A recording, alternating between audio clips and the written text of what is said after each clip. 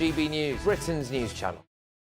We're proud to be GB News, the People's Channel. And as you know, we always love to hear your views. Now, there's a new way of getting in touch with us at gbnews.com/yoursay. By commenting, you can be part of a live conversation and join our GB News community. You can even talk to me, Bev Turner, or any of the members of the GB News family. Good afternoon, Britain. Your lunchtime update on the stories that matter across the UK. From breaking news and insightful analysis, inspiring stories and lively debates. Are you comparing yourself to a former Prime Minister? Which is it? Stay informed, stay updated, stay entertained. I just don't know how anyone would not want to be there. Every weekday from midday, We are Good Afternoon Britain, only on GB News. Britain's news channel. I'm Stephen Dixon, and thanks for joining us on GB News, Britain's news channel. Every Saturday, 10 till 12, we'll bring you all of the news that you need to know. We'll also remind you that there is so much to smile about. It's my favourite time of the week. I get to relax, enjoy some light-hearted stories, and let Ellie teach me about fashion too. That's Saturday Morning Live, every Saturday, 10 till 12. Only on GB News, Britain's news channel. I'm Emily Carver. This is GB News, Britain's news channel.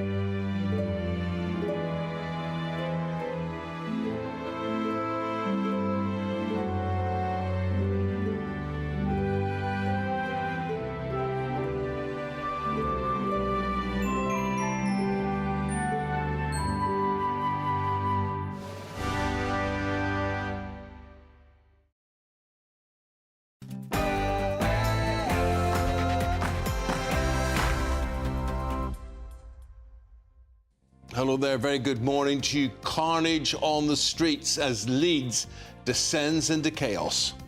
A police car is overturned, bonfires on the roads, and a bus is set on fire as locals are told to stay at home.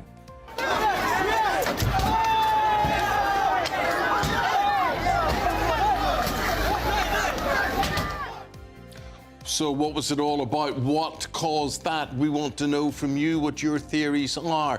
The Home Secretary condemns these scenes, stating this behaviour has no place in society.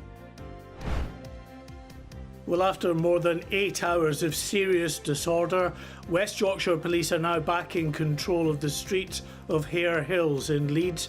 They are now beginning a slow-time investigation to identify those involved in the most serious of disorder. Donald Trump gives his first speech since Saturday's assassination attempt as he describes the attack in detail. I said to myself, wow, what was that? It can only be a bullet. And moved my right hand to my ear, brought it down. My hand was covered with blood. Meanwhile, pressure is mounting on Joe Biden to drop out of the presidential race as former sources claim President Obama has expressed his concern. Volodymyr Zelenskyy is set to address the cabinet later today as he becomes the first foreign leader to visit Downing Street under Labour. Yes, Ukraine's president is continuing his visit to the UK this morning, becoming the first foreign leader to address cabinet since Bill Clinton in 1997. What will he have to say? Find out more with me very soon.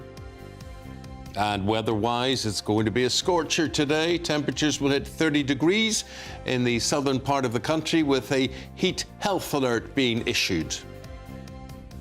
And in the sport, it'll probably still be wet and windy in Troon, by the way. Dan Brown, the world number 272 from North Yorkshire, leads the Open after the first round at Royal Troon, while Rory McIlroy has a nightmare.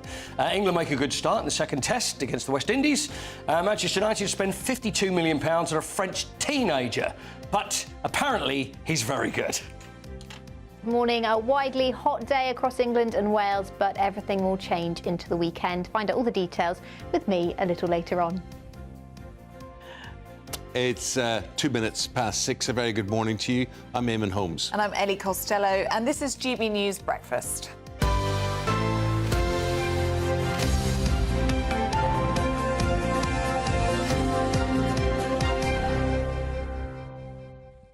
Paul, what you were saying about the weather at Royal Troon for the Open. Has it ever been sunny there? It was pretty bad, wasn't it? It really was. Yeah. It's really it's like crazy golf, though, isn't it? But not only that, you see, It is. Troon has got this massive elephant grass. It's got very narrow fairways as well. And there's not, I don't think there's a flat surface on the whole course. We were talking about the postage stamp, weren't we, Ellie, yesterday? And this the tiny, it's the 8th, and how difficult that is. The worst there's ever been is a 15. I think Rory got a double bogey on there. Everybody's struggling, and then we've got this young fella that's come straight through, Dan Brown, and he's taken it by storm. But you often get that at the start of the Open. You get someone that's you think, who is this person? No fear. And then they disappear from view. I really, really hope he keeps it up. Because you play golf? I do not play golf. You should. I feel like I'd be quite good. It's lots of walking, isn't it? Yeah, well, you do the gym work, you do all that. You've got everything in the right position for it. Eamon nearly killed someone on a golf course. Oh, did you? How did you manage that? Yeah, go on. What, ran them over? Twice. To the tee from Northern Ireland, Eamon Holmes. What happened, Eamon?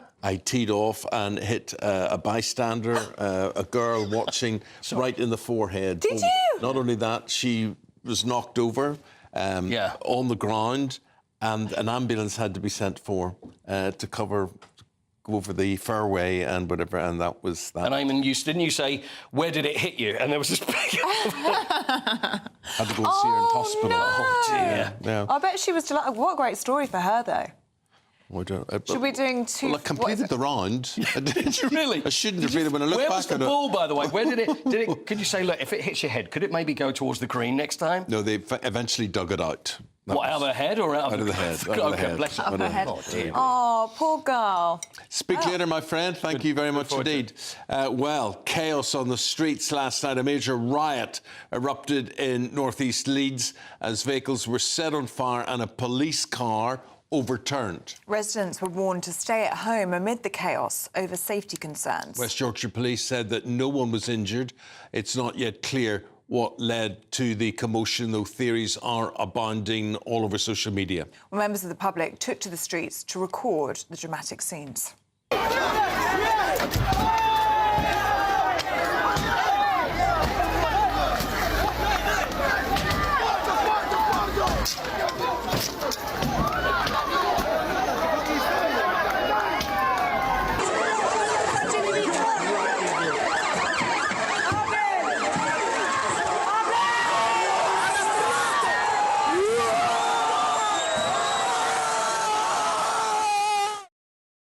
Let's get the latest in this. What we do actually know, our home security editor, Mark White, on this one.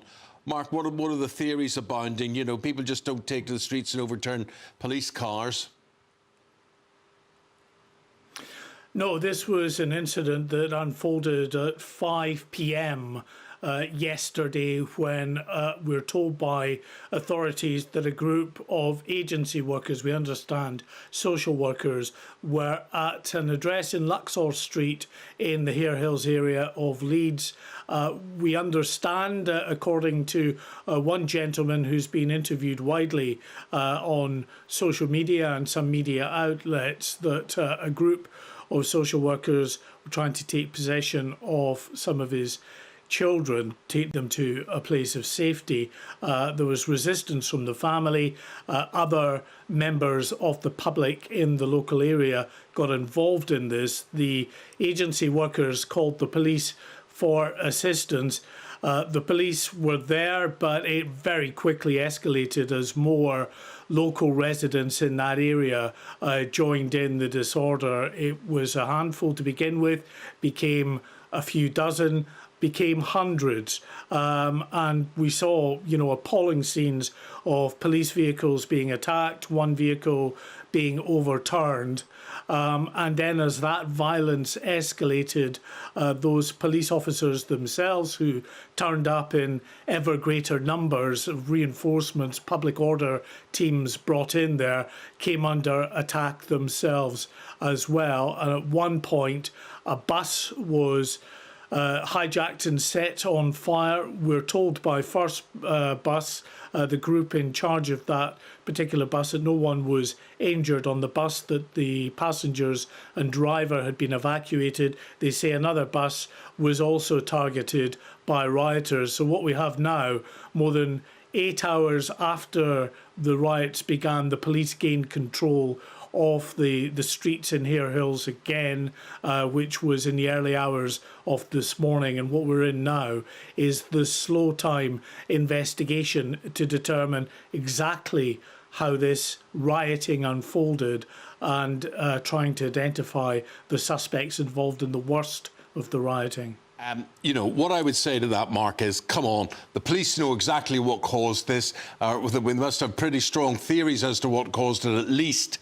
Now, why are they playing it all down? Why are they playing so low? Why are they telling people not to speculate? They could put an end to this by saying, this is why this happened. Yeah, I mean, I think the speculation element actually relates to suggestions that there's some outside involvement that was stirring up racial tensions in the area. So they're trying to downplay that. They have said that this incident sprang from that intervention by these agency workers involving children as well. So I think that element is fairly clear. What the police are up against these days, though, Eamon, is the issue of social media and the way that these images will spread, and that other people from that area of Leeds and even further afield in Leeds will come that want to just get involved in the violence. I remember covering the riots in 2011 after the killing of Mark Duggan after his death, and then the riots that started in Tottenham spread to other parts of London and then to other parts of the country. Back then it was BlackBerry Messenger, social media really just in its infancy then, not even really around, but people just messaging each other to turn up at locations to cause disorder. Now social media is so much more advanced than that, with all the live streaming and alike, and that brought out hundreds of people, more than 1,000 people onto the streets of Hare Hills. And the police, I think initially they spoke of pockets of disorder, but they've had to revise what they said to now categorise this as serious disorder. They have no other choice, given that the Home Secretary has said that she is appalled by the scenes that have been witnessed on the streets of Leeds overnight, and says that this kind of violence has no place in UK society. Well, I think most people will be appalled by those scenes, Mark. Mark, I look forward to talking to you throughout the programme as things develop on this and we get more reaction. But for the moment, thank you very much indeed. And if you want to have your say on this one, do get in touch with us this morning. And there it is there. It's gbnews.com/your say, and we'll reflect those as the programme progresses. Now, the former President Donald Trump said he had God on his side during Saturday's assassination attempt, as he was met with applause at the Republican convention. When I heard a loud whizzing sound and felt something hit me really, really hard on my right ear, I said to myself, wow, what was that? It can only be a bullet. And moved my right hand to my ear, brought it down. My hand was covered with blood, just absolutely blood all over the place. I immediately knew it was very serious, that we were under attack, and in one movement proceeded to drop to the ground. Bullets were continuing to fly. as very brave Secret Service agents rushed to the stage, and they really did. They rushed to the stage. One of the longest nomination acceptance speeches in living memory, Donald Trump promised to be president for all of America, not just those who support him. Well, joining us now from Milwaukee in Wisconsin is GB News reporter Ray Addison. Good to see you this morning, Ray. And Donald Trump describing that assassination attempt for the very first time. What was the feeling in the room whilst that was happening? Yeah, it was a very unique moment, and former president there saying that it was the first and last time that he would talk about it. He said it made him too emotional, it was too hurtful for him to talk about it again, but he did go through it in some detail. Now, that speech, as you said, lasted around 90 minutes. It was the culmination of the four-day conference here, the Republican National Convention in Milwaukee in the state of Wisconsin, a swing state, so very important to win over voters here. And there's a bit of a party atmosphere. Let's have a little pan around. You can see now, obviously, the convention is over, but the delegates and the party members very much enjoying the nightlife and celebrating what they certainly feel has been a very successful convention so far. And of course, we heard the range of issues that were discussed. There was a bit more of a somber tone to this speech that we, certainly at the beginning of the speech, we heard from Donald Trump after that assassination attempt. He said that he wanted to unite America, and he said that he wanted to take a bit more of a conciliatory approach, and we certainly heard that. It was a bit of a slower pace from Donald Trump, less jokes than we're certainly used to hearing normally in his rallies, and he detailed that emotion that he had felt at the time. He had on stage with him, in fact, the Corey Compatore's uniform, the firefighter who was tragically killed in that attack. We saw that uniform there on the stage, and Donald Trump walking over to it and actually kissing the helmet there as well, in what was a very special moment. But it wasn't all conciliatory, however. We did as well hear from Donald Trump about the lawfare, as he would put it, that's been waged against him, he says, through the courts, these prosecutions, federal, state and otherwise, and he called for the Democrats to end that now. And of course it comes as we know that President Biden is under pressure. We hear he's considering his options, whether to step out of the nomination as a Democratic nomination for president to run for another term. So a very important speech and a very important time for America. Thank you. We'll leave that there. We turn now to Scott Lucas. Scott is a professor of American and international politics. Scott, just overall looking at the Republican convention, what may or may not happen to President Biden, how do you assess things? Well, I think, if you start with the Trump speech last night, the first 15 minutes, which were pretty much scripted after the shooting, that's where your sound bites will come from. That telling of the assassination attempt, what he felt on the day, and then using it to talk about, that's where the unity message was. The rest of the speech, the next 77 minutes, was standard Trump at a lower volume. There was almost no mention of unity at that point. Instead, he goes back to insulting politicians, say like Nancy Pelosi. He attacks the judicial system. And of course, he says the 2020 election was stolen. There's very little on policy at that point. Instead, he's going off and riffing with a series of, let's be honest here, misleading or false claims, whether it's about immigration, whether it's about drugs, whether it's about crime, whether it's about the economy, whether it's about foreign affairs. That standard Trump, it was just at a lower volume last night. The interesting thing is the speech was only supposed to be 40 minutes. It wound up as 92 minutes. And I think because there wasn't really a unifying theme around it, you could compare it to Reagan's 1984 speech, for example. I think we're going to be very quickly back on the news cycle to be talking about whether or not Joe Biden's going to be around this time next week in the campaign. And Scott, you talk about what Trump was out to stop, but are the Democrats in any position to stop Donald Trump, no matter who is on the ticket? No, I mean, the polls, although Biden's slipping in the polls show that Kamala Harris, who is the vice president, I think one of the favorites to succeed Biden, runs neck and neck with Trump at this point already. You almost, in a sense, have a reset of the campaign if she's chosen before the Democratic National Convention. She's very intelligent. She's very forthright. I think she brings a different dynamic in terms of where you go with youth and women voters. So I think it's a wide open election. If they change her, or even if they go to someone like Gretchen Whitmer, the governor of Michigan, or Josh Shapiro, the governor of Pennsylvania. So the Democrats have got possibilities. They don't have time. They've got to move now. If they don't move within the next 2 weeks and they're stuck with Biden versus Trump, then I think they don't move the needle here. Scott, what did you make of Melania Trump making a rare appearance last night to support her husband? I totally agree with you. Yeah. I mean, the very fact that she's holding his hand, she's not only with him, we hadn't seen him and her beside each other for so long. Well, since he's been president, really. Yeah, and now she's holding his hand, standing. They look very, very close there, didn't they? Well, clearly it's his moment of need, Scott. Well, I think it's also the moment of need for the overall appearance of the Republicans. There was a big emphasis on family here. You heard it in J.D. Vance's speech.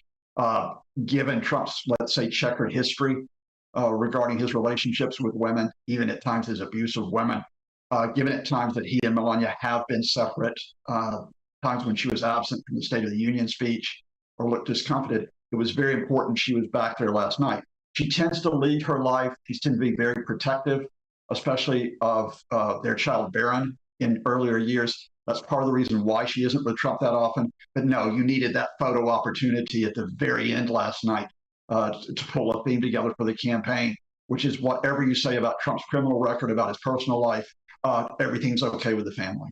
Scott, appreciate the roundup. We'll leave it there. Thank you very much indeed. Thank you.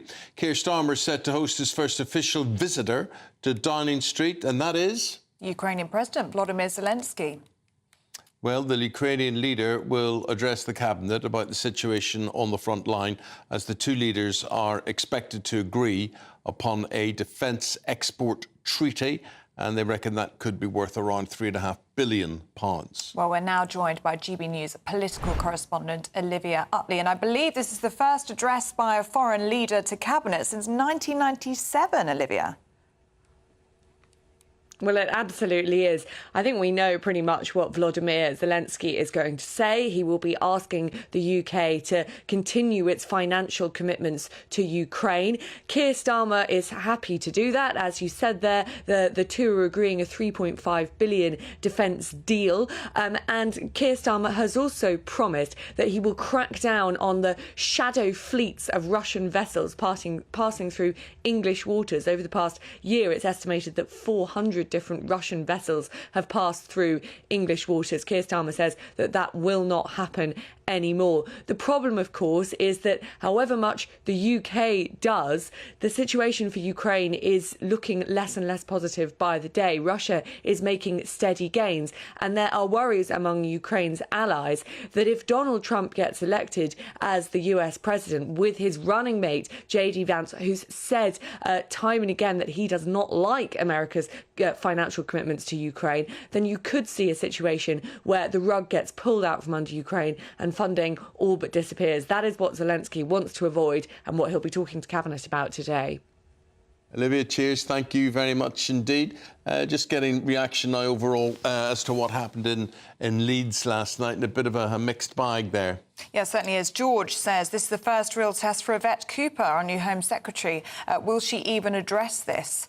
Well, she has said in a statement, hasn't she, that there's no place for this sort of scene in society. But where George is absolutely right is politicians just want all of this sort of stuff to go away. If it's anything to do, for instance, let's say it's to do with race relations or whatever, they do not want to touch it. Nobody wants to go there and admit and say it is, and we have got a problem with that. So those things went on. Would you be tolerating that in your neighbourhood? And if it was going on in your neighbourhood, I'm sure you'd want to know why. Why?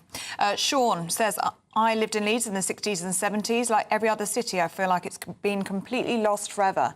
So sad. And one from Current Bun, I don't think that's his real name. What do you do if you're a rioter and then somewhere down the line you need the police? You need what? You need the police. Yeah. 22 minutes past the hour of 6 o'clock exactly now. Right, let's get the weather update. It's going to be a good one today. Well, in most places. Annie Shuttleworth. A brighter outlook with Box Solar, sponsors of weather on GB News. Good morning, welcome to your latest GB News weather update. It could be the hottest day of the year so far for some areas in the south and east. However, across the north and west, it's still fairly cloudy and much cooler up here. It will be a drier day though today for parts of Northern Ireland and much of Scotland. Hazy sunshine affecting northern areas of England as well as some western areas of Wales. Some cloud moving into parts of Cornwall later on this afternoon as well. Further east though, elsewhere across England and Wales, it will be a very dry and warm day. Strong sunshine, temperatures climbing into the 30s across the southeast. We've only had 30.5 so far this year, so we could see the hottest day of the year so far. And as we head into this evening, it will be staying on the warm side of things. There's a bit more of a breeze across northern areas, particularly across Scotland, where we do have this weather front still affecting the Western Isles. Potentially some showery rain across parts of central areas of Scotland as well as Northern Ireland. Now, across northeastern England, some hazy sunshine to end the day, but temperatures still in the mid-20s. And overnight tonight, temperatures might not dip much below 20 degrees across some southeastern areas, which could mean it would be a tropical night. However, there is a change on the way as we head into the weekend. This weather front will make more progress eastwards across the country, and behind it, it will turn much cooler into Sunday. But before then, as I said, a mild night quite widely across the UK. Temperatures in the mid to high teens for many of us. But some heavy rain first thing across Northern Ireland, western areas of Scotland as well. And those outbreaks of heavy rain will push into parts of the southwest, parts of Wales as well throughout the afternoon in particular. Hazy sunshine spreading into central and eastern areas of England as well as Scotland too. However, across the far south and east, it will still feel warm. Temperatures still potentially climbing into the low 30s here. That warm feeling inside from Boxed Boilers, sponsors of weather on GB News. Look, basically from the Midlands down, going to be a really, really scorching day. It's looking good, isn't it? Should be good. Should be good. You'll have to lose this jacket. Or there'll have to be a health alert, isn't there? Oh, there is a health alert, I believe. Heat yes. Health alert. Let's go and spoil it all. Yes. Drink some water and wear your sun cream. That's what you need to know. What gets the temperature rising is our great British giveaway, 30,000 quid. Yes, I'll say that again. 30,000 quid. Right, and it's our biggest cash prize of the year so far. Yes, so have a think. What would you do with that extra cash? What would you do? I'd keep it. Oh, good for you. I'd probably do something very sensible. Do you know people who say, I'd give it away here and I'd do and I'd share it with my best friend Ellie? No. I'd like that, though, if you did. Yeah, well, it doesn't matter. I'd keep it. I'd go on holiday. Would you? A nice big one. You're always on holiday. No, I'm not. You're I'm always really on not. holiday. Go to your Instagram account. She's always... Where have you been in the past month? Come on, where have you been? OK, so... Been in Italy. OK, so it's been a good month. I went to Malta on a hen do, as you know. Yeah. And then went to Amalfi Coast for a wedding. Yeah. And that's it. I don't have to know what you went for. In fact, is you went. I did. You've been. Where have I been? Nowhere. Well, nowhere. You should get yourself booked. Well, you deserve a break. If I win this money, I will. Here's how you could be yours. It's our summer treat to you. Your chance to win an incredible £30,000 in tax-free cash. Our biggest cash prize of the year so far. With an extra £30,000 in your bank account this year, you could take the ultimate financial holiday and send some of those day-to-day financial stresses packing. £30,000 could get you those nagging home improvements done, buy that brand new car, or just enable you to kick back and relax for the rest of the year. For another chance to win £30,000 in tax-free cash, text cash to 63232. Text costs £2 plus one standard network rate message. You can enter online at gbnews.com/win. Entries cost £2. Or post your name and number to GB07 PO Box 8690 Derby DE1 9TT. UK only. Entrance must be 18 or over. Lines close at 5 p.m. on the 30th of August. Please check the closing time if listening or watching on demand. Good luck. Yes, good luck indeed. Do stay with us. Good luck. We wish us good luck. We've got Paul Coyte next round after this very short break.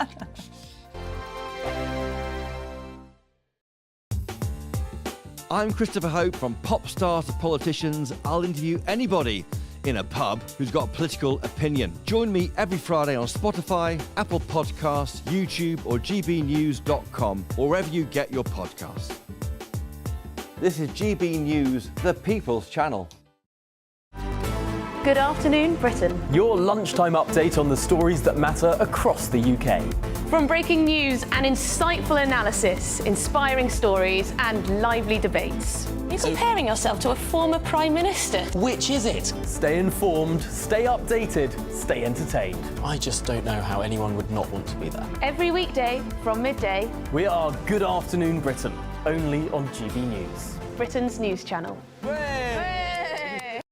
In the GB newsroom, we bring you the news as it happens. With our team of dedicated journalists across the UK, GB News brings you accurate reporting of the day's topical agenda. When the news breaks, wherever and whenever it's happening, we'll be there. This is GB News, the People's Channel, Britain's news channel. Join me, Camilla Tominey, for a frank and honest discussion with those in power that cuts through the spin and gets to the heart of the issues shaping our nation. You haven't confirmed that you want to stand as leader, but you haven't ruled it out either. This report basically says that he's not fit to stand trial. Is he indecisive? Incompetent? I deliver the dose of reality Westminster needs. That's the Camilla Tominey Show at 9:30 every Sunday on GB News, the People's Channel, Britain's news channel.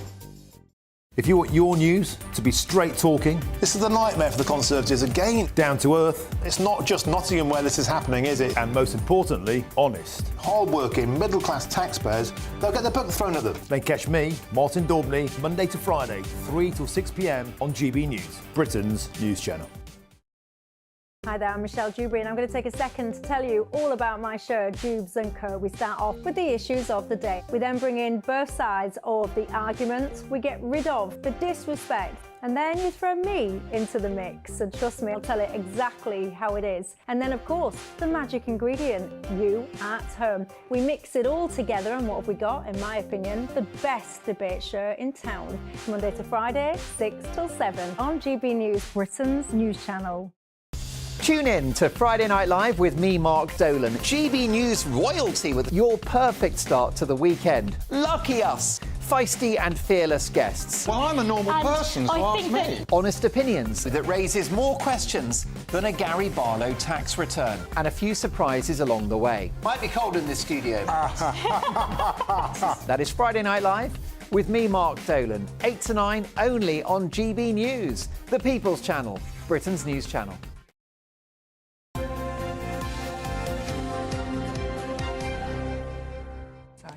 The Open got underway at Troon yesterday, and the weather was, well, quite normal for Troon. Troony weather. Yeah. But it all adds to it, and it was a Cinderella story. Dan Brown.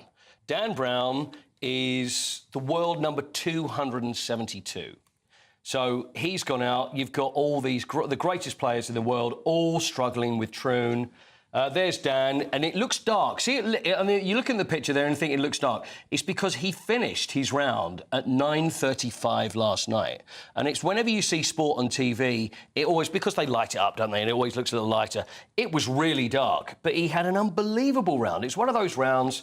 I mean, he's probably played more of those great rounds, but you all play one round and you think, I just can't miss. Yeah. It's only ever happened to me once. That was when I won the US Open, but that was.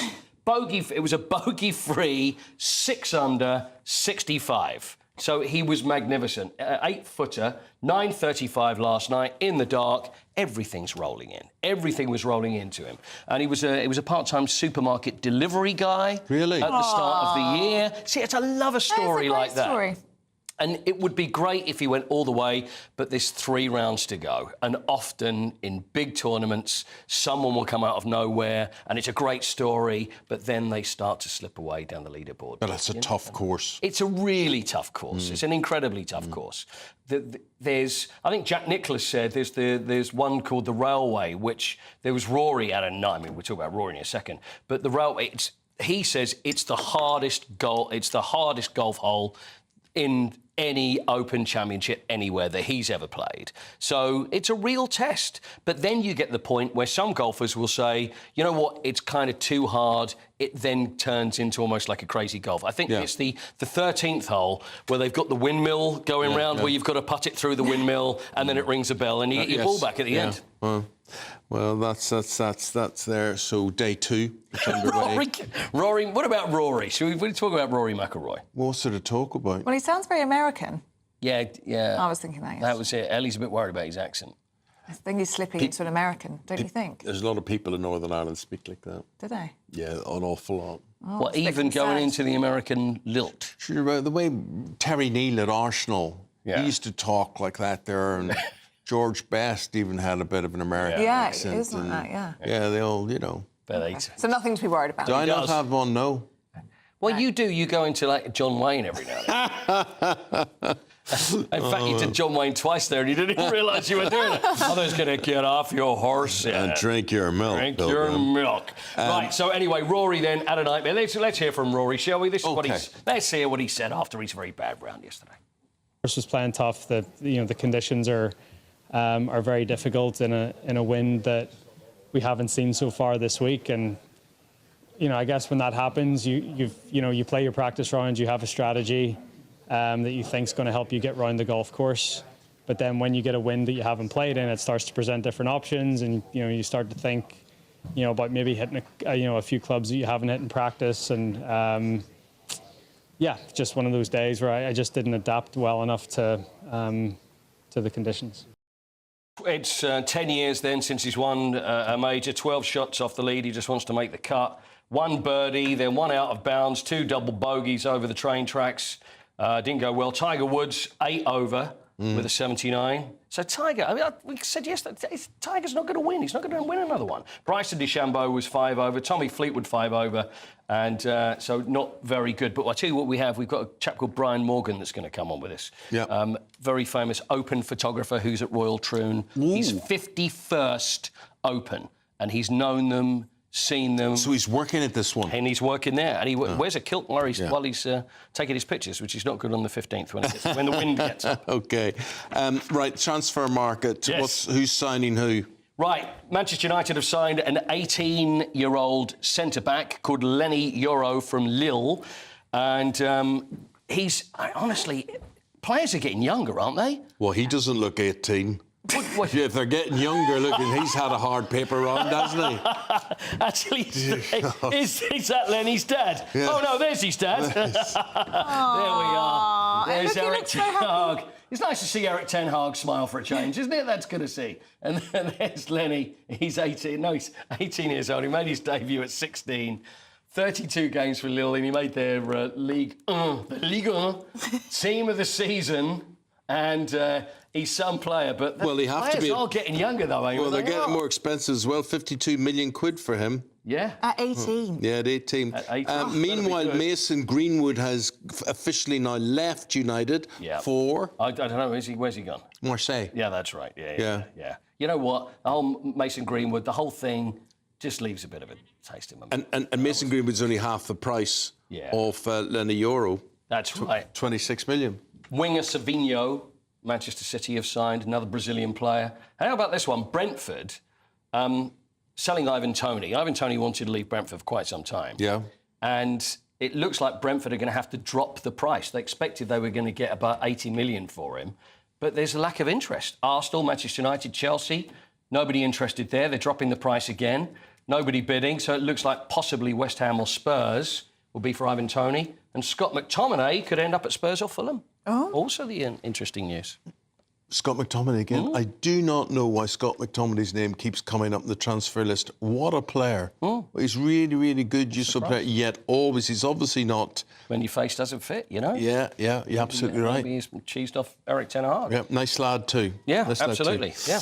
OK, thanks very much, my friend. See you again in an hour's time. Thank you. Thank you. Thank you very much. Do stay with us. Still to come, we're going to be going through the front pages with entertainment reporter Stephanie Tecci and deputy editor of Spiked, Fraser Myers.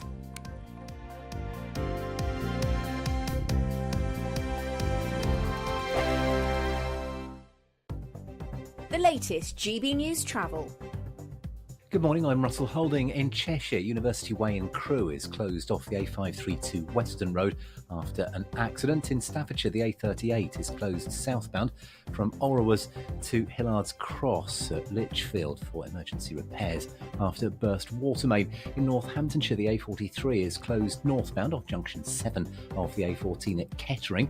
In Essex, the A134 is closed each way along Magdalen Street in Colchester after an accident. In Monmouthshire, the A4810 is closed each way at Llandderfeni for investigation. In Kent, the A26 is closed each way along Tunbridge Road at Barming after a fire. And in Surrey, parts of the A24 remain closed near Dorking for repairs after a large diesel spill last week. And that's the latest. You can stay up to date throughout the day by visiting our website, gbnews.com. Sir Jacob Rees-Mogg's State of the Nation, Monday to Thursday from 8 p.m. Well, I'm joined now by royal biographer and former royal photographer, Ian Lloyd. Ian, hello, Jacob. Thank you Good evening. Good evening. Thank you for joining me.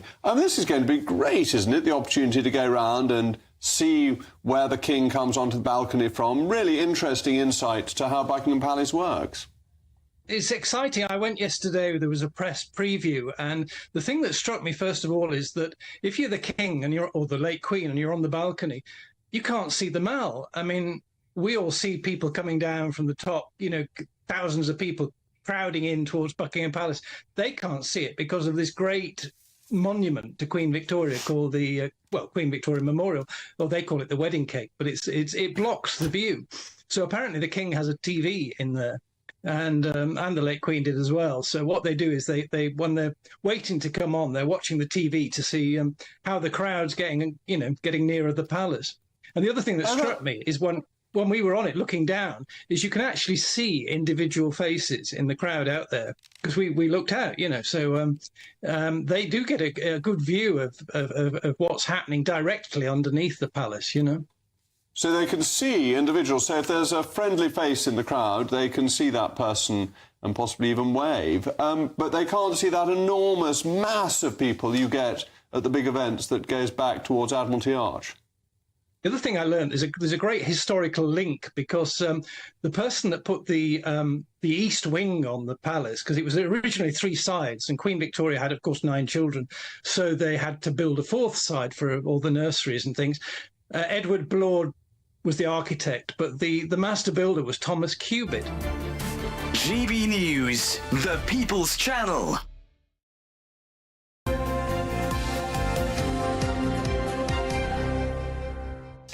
The stories that are making the news in the newspapers today, to discuss those, the Deputy Editor of Spiked, that's Fraser Myers. Good morning, Fraser. Good to see you.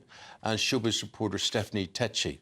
You do more than showbiz, don't you? I know, I'm an all-rounder. All-rounder. But it's just showbiz is my specialism. Well, no, you see, the specialism for 5 people in front of the Daily Mail was protesting on behalf of Just Stop Oil. Now, the interesting thing about these, and they range from a man and a co-founder of Just Stop Oil, he was 58 years of age, Roger Hallam, right down to a girl at 22. And they believe, rightly or wrongly, whether you agree with their philosophy or not, but they basically believe they can do whatever they want. And they can upset whoever they want. And they can block people from going to work. Have they been shown the red card? They've finally been made an example of. OK, so tell us how and why. So they've now received Roger Hallam, who is the founder of Just Stop Oil and Extinction Rebellion, along with 4 other protesters. They've been served lengthy sentences, jail sentences. Roger has received 5 years, which is the longest sentence someone has received for a non-violent protest. Even though they say it's non-violent, I think these protests were absolutely disruptive. They're life-ruining. They were. This is the M25 we're talking about. which happened in 2022. They blocked it for 4 days, 45 protesters. And I think we've seen all over the past few years how these environmental protesters, I always agree, people should have the right to protest, but if you're being disruptive and you're blocking people from going to work, I remember one man at the time couldn't even get to his father's funeral because he was blocked. So now they've been made an example of. This guy, Roger Hallam, he's received 5 years in prison. And I think it's about time we did make examples of these environmental protesters which have been quite disruptive, because they've been running amok all over the country, all over Europe. So it's about time people see, actually, you know what, this is what happens if you're going to be disruptive and you're going to affect people's lives. And there's been a financial cost to this as well, because during those 4 days that they blocked the M25, it nearly cost the Metropolitan Police £77 million. Well, Fraser, I mean, these sentences, 5 years, 4 years, I'm not sure they'll serve them all. There'll be some sort of appeal or whatever. But certainly the message is, we've had enough of you guys and the way you go about things. Yeah, and I think for a long time they were seen to be getting away with things. Often you would see Just Stop Oil campaigners or their equivalents or Extinction Rebellion people lying down in the roads, and the police would be almost quite nice to them. You know, there was one video famously of the police offering them a cup of tea. You know, do you need help? Often judges would sing their praises, say, you know, you're doing brilliant work here. And now finally, you know, someone is taking a stand and saying, look, you've broken the law here. You've caused massive disruption. This is not acceptable. You know, obviously we all believe in free speech and the right to protest, but your beliefs do not suddenly give you the right to break the law. And that's what's so interesting about what the judge said, essentially that, saying that he believes that climate change is happening. It's a fear that's shared by so many people, but this has crossed a line and they've become the sole arbiters of what should be done about climate change. Exactly, and I think it's really important to stress that people like Just Stop Oil and Extinction Rebellion, they're not just concerned about climate change, they are fanatical about climate change. They think that climate change is going to lead to the mass extinction of humanity, that billions of people are going to die. This is a long way from the settled science, and someone like Roger Hallam, who is, you know, the ringleader of this, you know, he has talked about climate change as being, you know, he dismissed the Holocaust as being only a minor footnote in history compared to the horrors unleashed by climate change. He says that climate change means that marauding gangs are going to break into your house, stab your eyes out with cigarettes, and you're going to be forced to watch your family being sexually assaulted. This is a deranged view of climate change. This is not, you know, this is not normal, and I'm glad finally, you know, they're seeing some justice. They're not going to be disrupting us anymore. We have to thank the Conservative government for this, actually, because they are the ones who brought tougher legislation so that when we are getting these environmental disruptors, they do get tougher sentences. So luckily, Sir Keir Starmer and his government are agreeing with this. At the time, people were saying it's quite controversial, but I think it's needed to make an example. Do you think they'll serve anything like 4 years, 5 years, when we're talking about prisons being full? I seriously doubt it. I think, you know, they're probably the first candidates to be let out early, I would have thought. You know, 5 years is a long time. You could perhaps say that could be too long, but at the end of the day, you know, they have caused all this disruption. There has to be a penalty for that. In the judge's words, each of you crossed the line from concerned campaigner to fanatic, bound neither by the principles of democracy nor the rule of law, heedless of the rights of your fellow citizens. Could you imagine being on the M25 and being stuck in a car for 6-7 hours? That's my worst nightmare. I'm claustrophobic anyway, so being stuck there would do my head in, but knowing that it was down to protesters would just... I think I'd lose it, to be honest, because I'm all about, you know, people expressing what they need to and, you know, protest for what you need to, but think of your fellow man. And I think what these environmental protesters have done, they've actually turned people off their cause. They're not actually helping people think, actually, let me become more sustainable, let me think about what's going on with the environment. But I think it's a very good point, Stephanie. I think a lot of people would say, what if their message is right, or certainly something needs to be done, but I don't like the way they're going about it. And that's how it is with most things in life, Eamon. It's not what you're saying, it's how you go about it, you know? Okay. Yeah. And I think it is the fanaticism that drives them to do this, though. I think, you know, they really don't think anything of disrupting people's lives. They don't think anything of destroying priceless artworks, as they've been trying to do. They don't think anything of attacking Stonehenge, you know, one of the most, you know, most ancient and important monuments, probably our closest link to, you know, prehistoric humans, essentially. Once you have this idea in your head that climate change is everything and there is nothing, you know, more significant in the world, then that gives them almost a licence to... No respect for society. Yeah, so we need to sort of push back on the arguments they're making as well. Not Stephanie, let's talk about the COVID inquiry and the findings of it. So we are now having our first report into the UK, into the COVID pandemic. And what's come out so far is that there was fatal strategic flaws. Mostly who's taken the brunt of the blame is the former health secretaries, Matt Hancock and Jeremy Hunt. They said, obviously, we weren't really prepared as a country for it. And, you know, who could have been prepared for COVID? It came out of nowhere. We've never gone through, in this generation, a pandemic, so you can understand there are things that even politicians wouldn't have been prepared for. Obviously, the cost of human life was just dreadful because, you know, COVID went on and on. So by the time we had the second wave, you would have thought that the government would have been prepared, but we had the PPE crisis, the hospital crisis. So now it's good to have this report, but now they're coming up with measures that every 3 years as a country we should go through a UK whole-wide pandemic response exercise. I don't know how that will go with the public, but it is good to now know that, you know what, pandemics are more likely to happen again in the future, and how are we going to be prepared for it? And maybe this could be some of the strategies that are being initiated. Well, is it just me, or honestly, the amount of people I've known in the past 3 weeks who are down with COVID? Amen. Yeah. A lot It's incredible. of people are getting COVID again. I'm like, what's happening? Yeah, it's another... Including President Biden. Yes, Including President Biden, yeah. That's true. Which brings us neatly on to President Obama.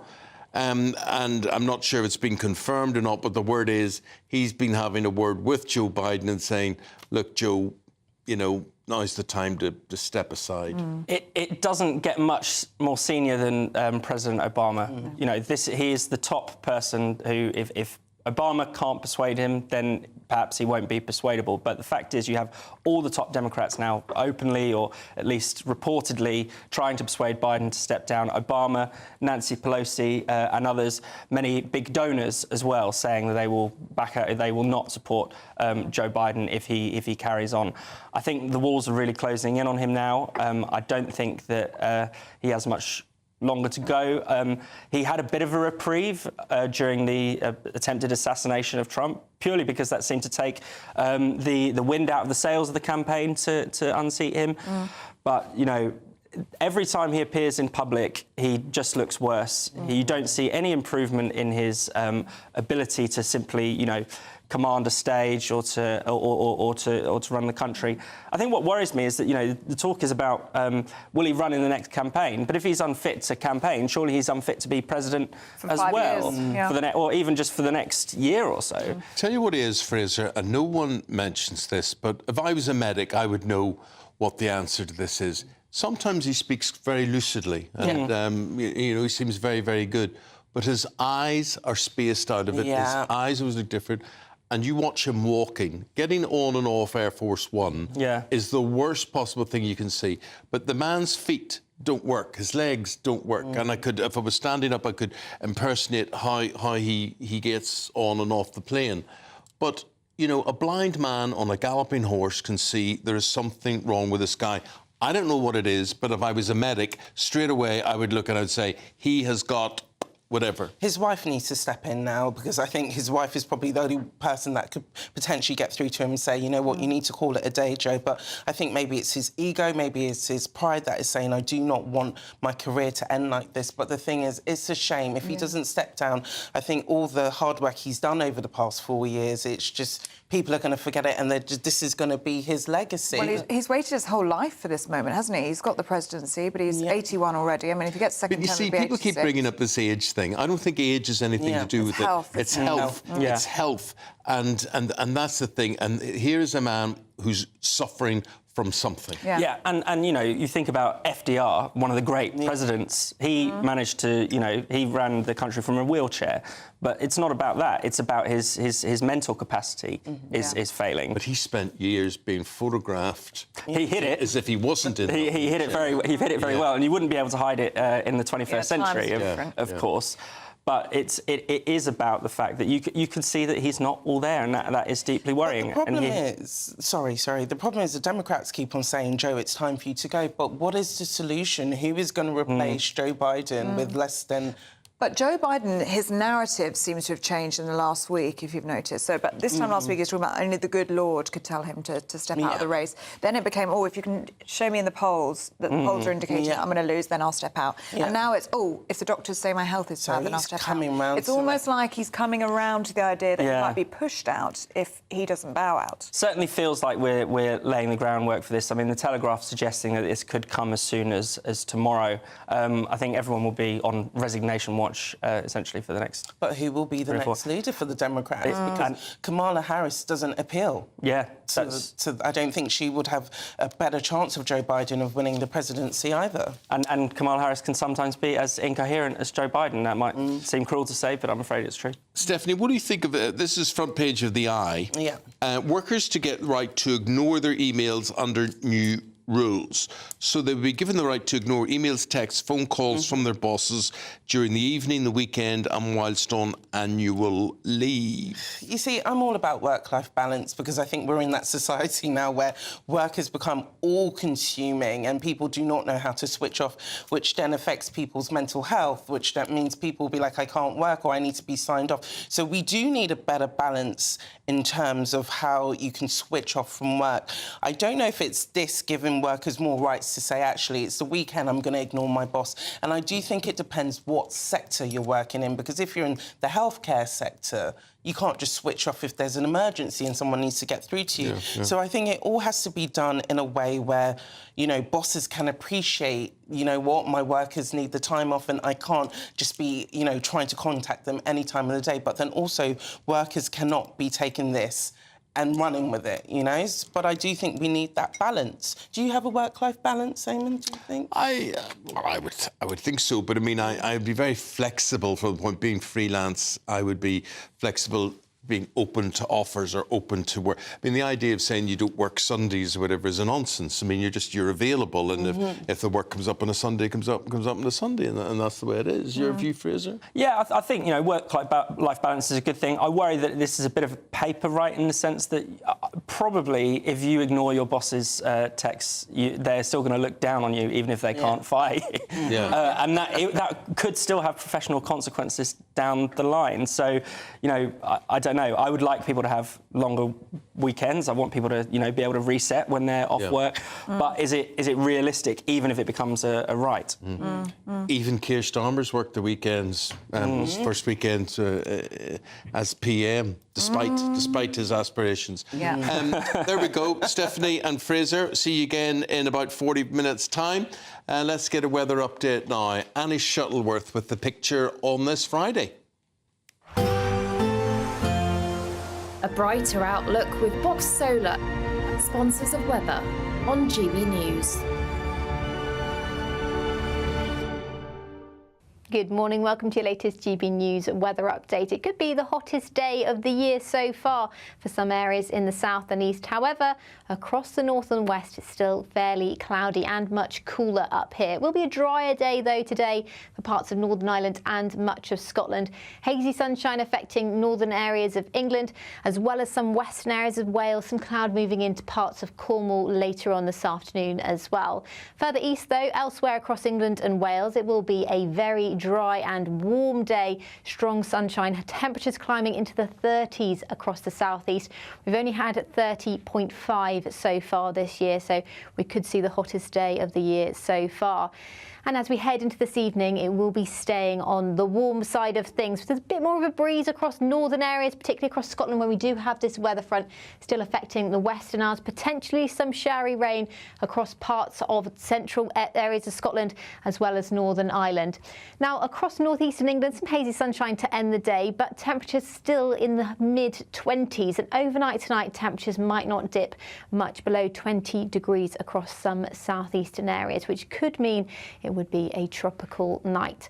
However, there is a change on the way as we head into the weekend. This weather front will make more progress eastwards across the country, and behind it, it will turn much cooler into Sunday. But before then, as I said, a mild night quite widely across the UK. Temperatures in the mid to high teens for many of us. But some heavy rain first thing across Northern Ireland, western areas of Scotland as well. And those outbreaks of heavy rain will push into parts of the southwest, parts of Wales as well throughout the afternoon, in particular particular. Hazy sunshine spreading into central and eastern areas of England as well as Scotland too. However, across the far south and east, it will still feel warm. Temperatures still potentially climbing into the low 30s here. That warm feeling inside from Boxed Boilers, sponsors of weather on GB News.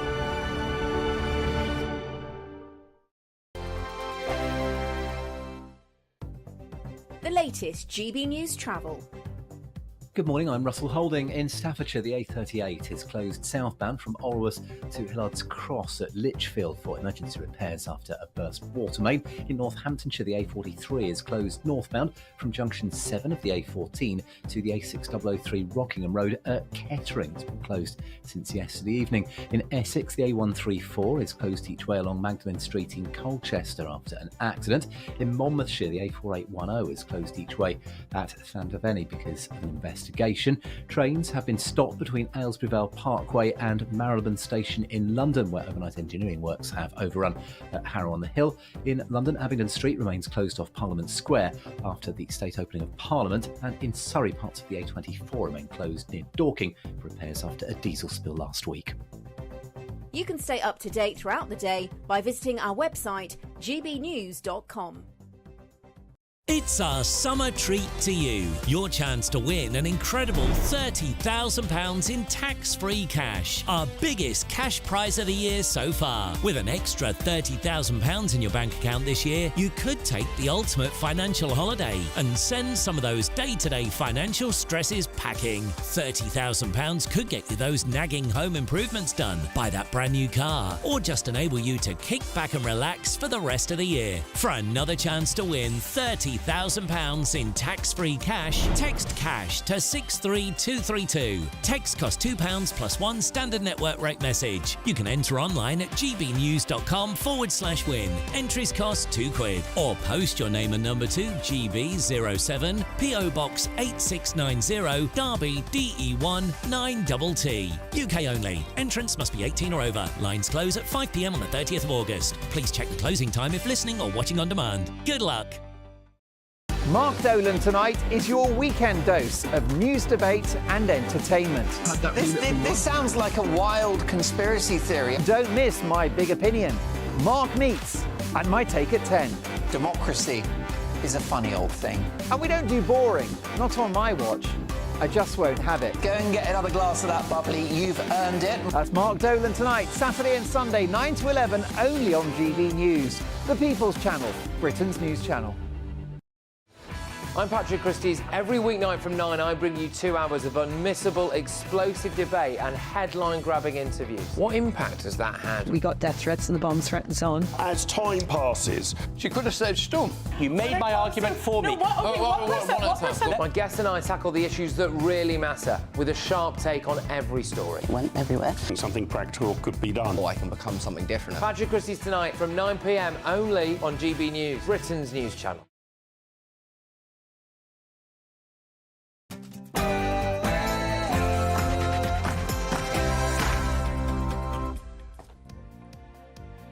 A very good morning to you. Carnage on our streets as Leeds descends into chaos. Police cars overturned, bonfires. These are just incredible scenes actually you go to see.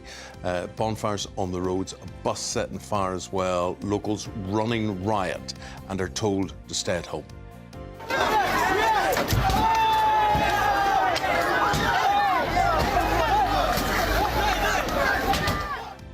The Home Secretary Yvette Cooper condemns the shocking scene, stating this behaviour has no place in society.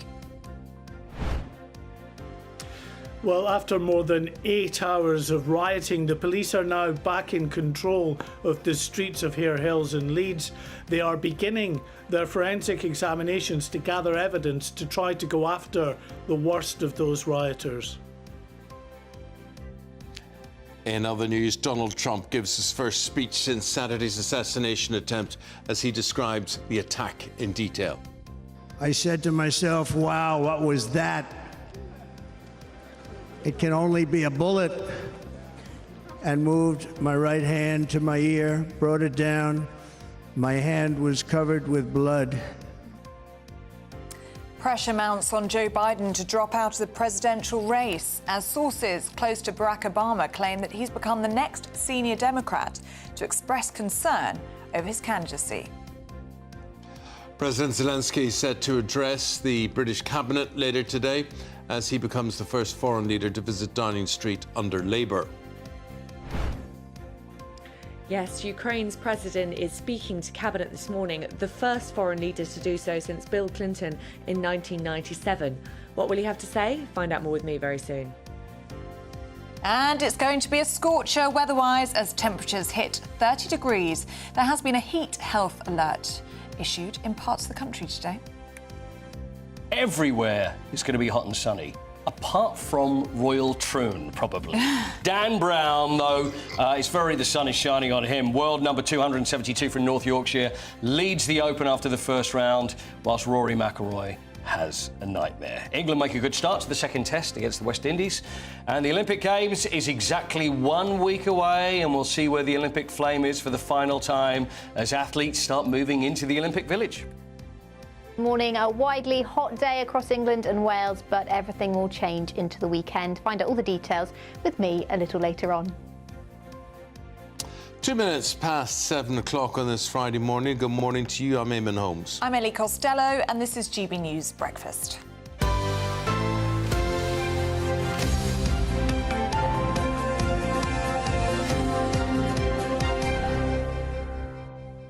Serious story developing and coming out of Leeds this morning. Lots of reaction from you to it. Chaos on the streets there. A major riot in North East Leeds as vehicles were set on fire and a police car overturned. Residents were warned to stay at home amid the chaos over safety concerns. West Yorkshire Police are saying that no one was injured, but members of the public took to the streets to record the dramatic scenes. Have a look at this.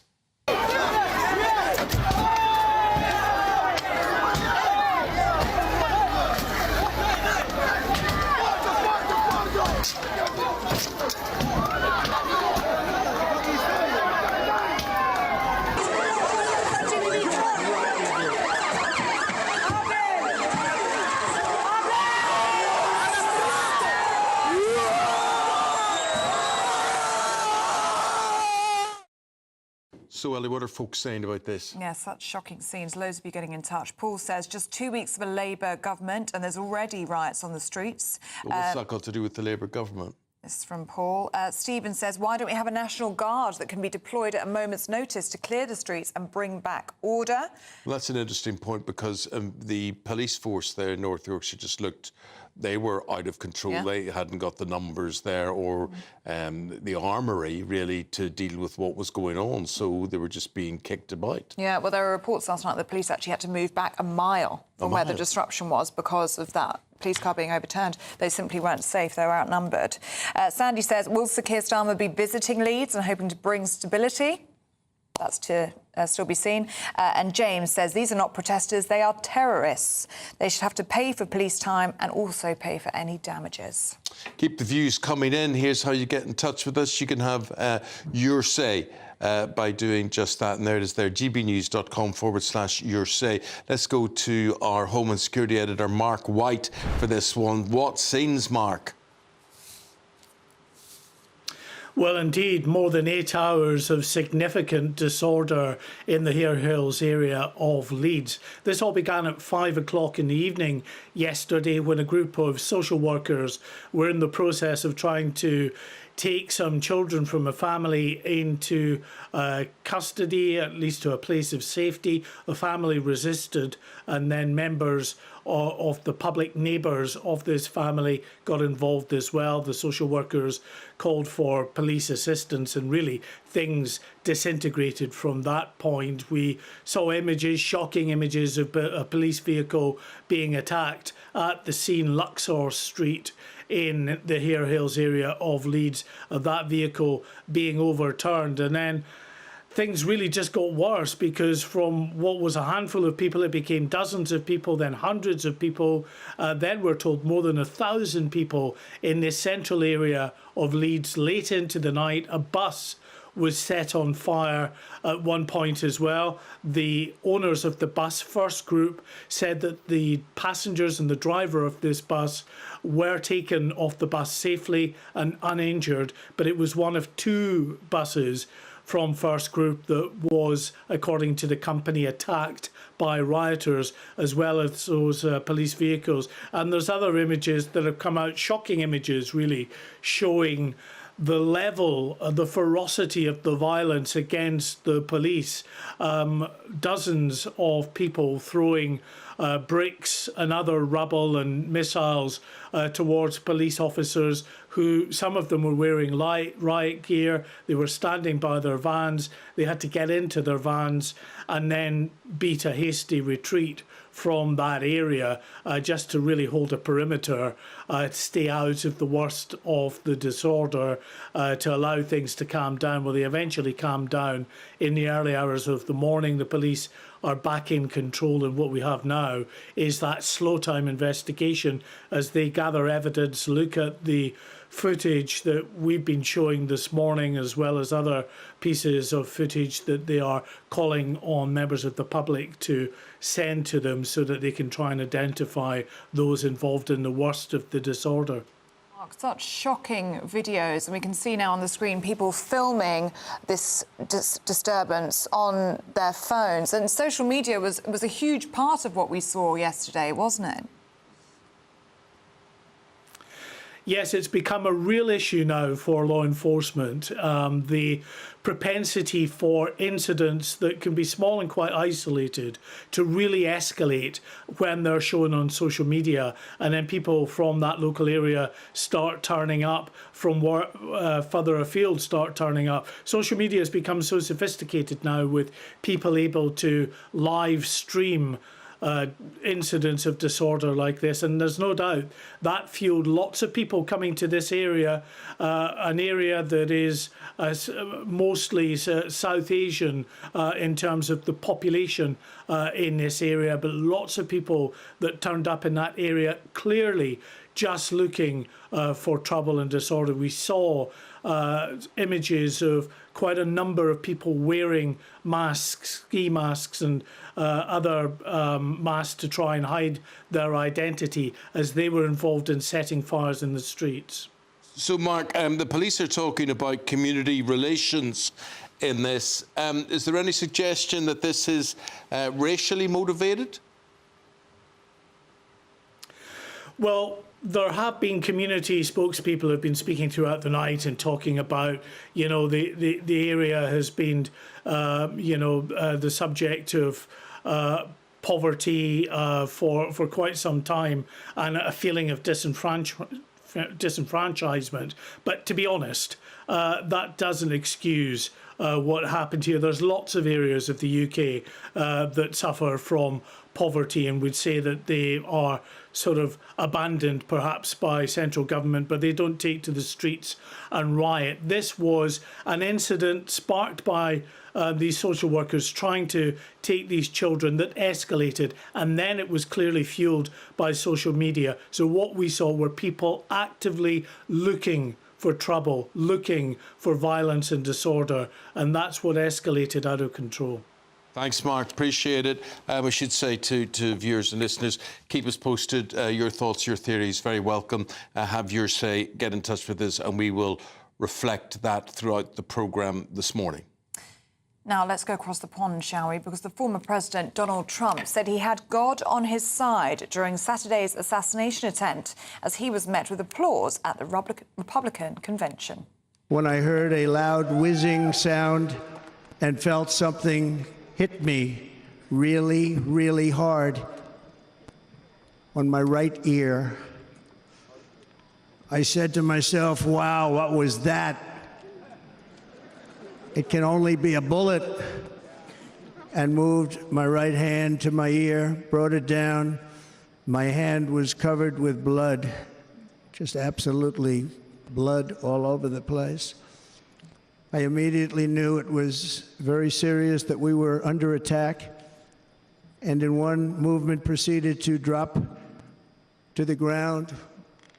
Bullets were continuing to fly, as very brave Secret Service agents rushed to the stage, and they really did. They rushed to the stage. Well, it was one of the longest nomination acceptance speeches in living memory, and Trump promised to be president for all of America, not just those who support him.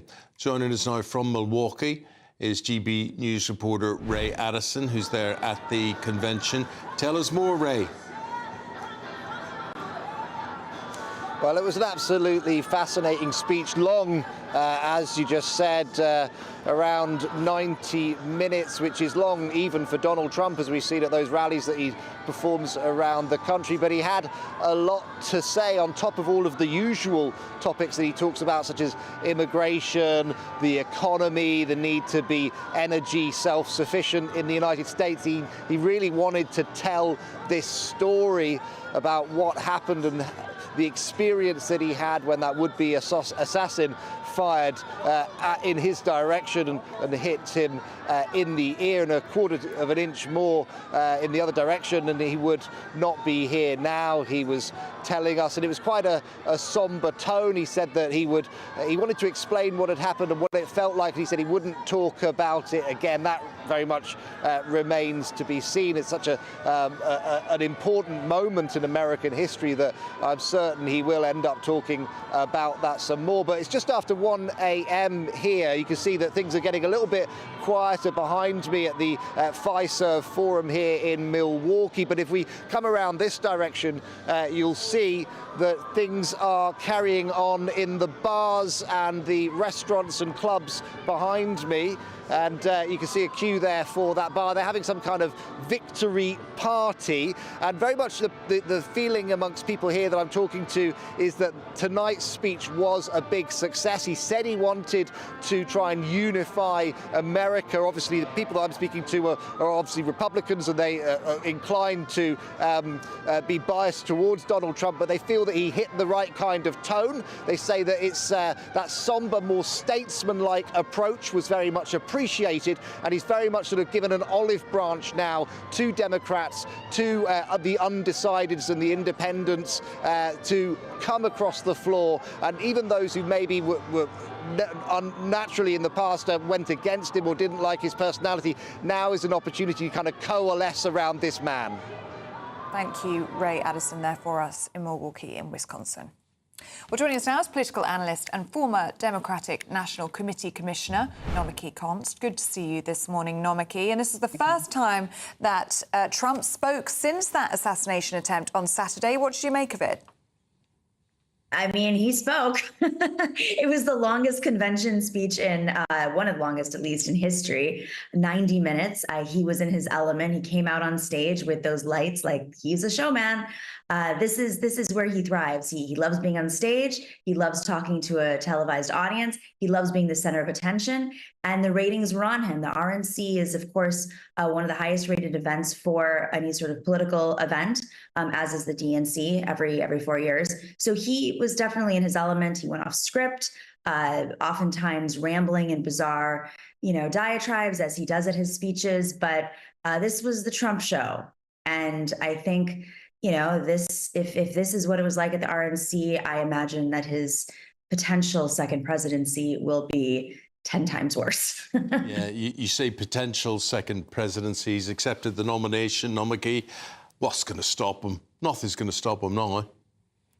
I mean, there's a lot that could stop him. I mean, his ticket right now is extremely anti-women, and they're trying to win the Rust Belt.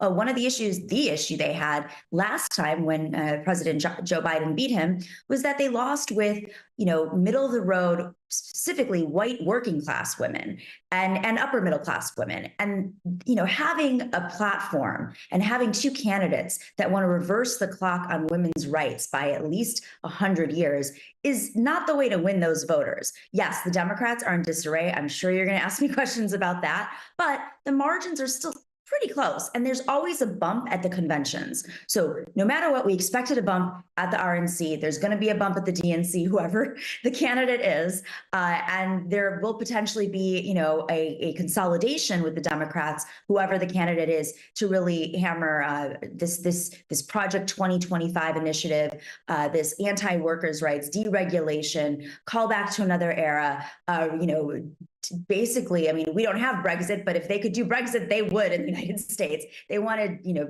rip apart all of our institutions. And, you know, not only that, they want to pull back Ukraine funding in Ukraine, destabilize the world. And I think that's extremely concerning. And yes, you were watching Trump's most loyal fans in that audience, but there is a cap to that. At the end of the day, people are going to go into the polls and say, all right, is this about, you know, a dysfunctional Democratic Party? Is this about, you know, my pocketbook, or is this about the stability of the world? And right now, you know, Donald Trump in that speech, it was alarming. There were people in that audience who were texting me who are Republicans, who are sucking it up and supporting the Republican Party, that were concerned about that speech. And I think that's very important to know, because it's not just about his loyal base. Nomiki, before we get on to Biden and the Democrats, I wanted to ask you about Melania Trump, because we've just seen images there of her kissing and hugging her husband on stage last night, holding hands with him. Him doing the same. Him doing the same, yes, very loved up appearance by the pair of them. A very rare appearance from Melania Trump. They were doing their best to soften former President Trump. I mean, they had his granddaughter, who I believe is still underage, 17 or 16 years old, on stage speaking about how he's just a normal grandpa who plays mind games with her. They had the family there. I mean, this is typical convention, the way, the theatrics of a convention. I mean, what you just said, she rarely appears. She doesn't campaign for him. I mean, this was the convention. This is when the family came together. You see Jared Kushner and Ivanka Trump on stage. They have vowed that they are not going to be involved in this campaign either, but they're coming together as a family. And that's traditional at these affairs. But also they're trying to soften him up because of, just as you see in his 90-minute speech, he can be very aggressive. And just before we let you go, Nomiki, just briefly, because we are running out of time, we are hearing reports that the former President Barack Obama has now told Joe Biden that it's time to give it up. A lot of people have been coming forward. I mean, this is a complicated situation in which obviously the Democrats knew that Joe Biden was 81 years old. And my frustration right now is really with the Democratic Party, the institution not opening up, not being transparent, and not following the reforms that we instituted, mainly to protect this little group of folks who make money off these campaigns and these factions. And just as that is, you know, I think Nancy Pelosi coming forward, she's concerned about the House. Senator Schumer coming forward, he's concerned about the Senate. Barack Obama coming forward, you know, I think he's concerned about the election as a whole, but he does have a relationship, a strong friendship with Vice President Kamala Harris. And so you do see factions kind of going to battle with each other. At the end of the day, all of these people, who, whether it's Gavin Newsom or Josh Shapiro, or you know, Vice President Kamala Harris or Gretchen Whitmer, they all are polling right now around the same range. So the job right now is really with the Democratic Party to step up and find the best candidate who can hit the demographics that we need to win this election against this horrifying ticket, and go across the country, send their best and their brightest surrogates out there and campaign with fresh ideas, fresh voice, and unify. And I'm a bit concerned, because of the way things are going behind the curtain, that this isn't just about having a solid ticket. It's a little bit about, well, who's going to be next on the block to get all the contracts and to get all the jobs. No, Nomiki, thank you so much for your take on things. It's much appreciated. We've got to leave it there. Thank you very much. Appreciate it. Thank you. Thank you. The weather situation today, certainly for more than half of the country, it's going to be a scorcher. The rest, take your pick. Here's Annie Shuttleworth. A brighter outlook with Box Solar, sponsors of weather on GB News. Good morning. Welcome to your latest GB News weather update. It could be the hottest day of the year so far for some areas in the south and east. However, across the north and west, it's still fairly cloudy and much cooler up here. It will be a drier day, though, today for parts of Northern Ireland and much of Scotland.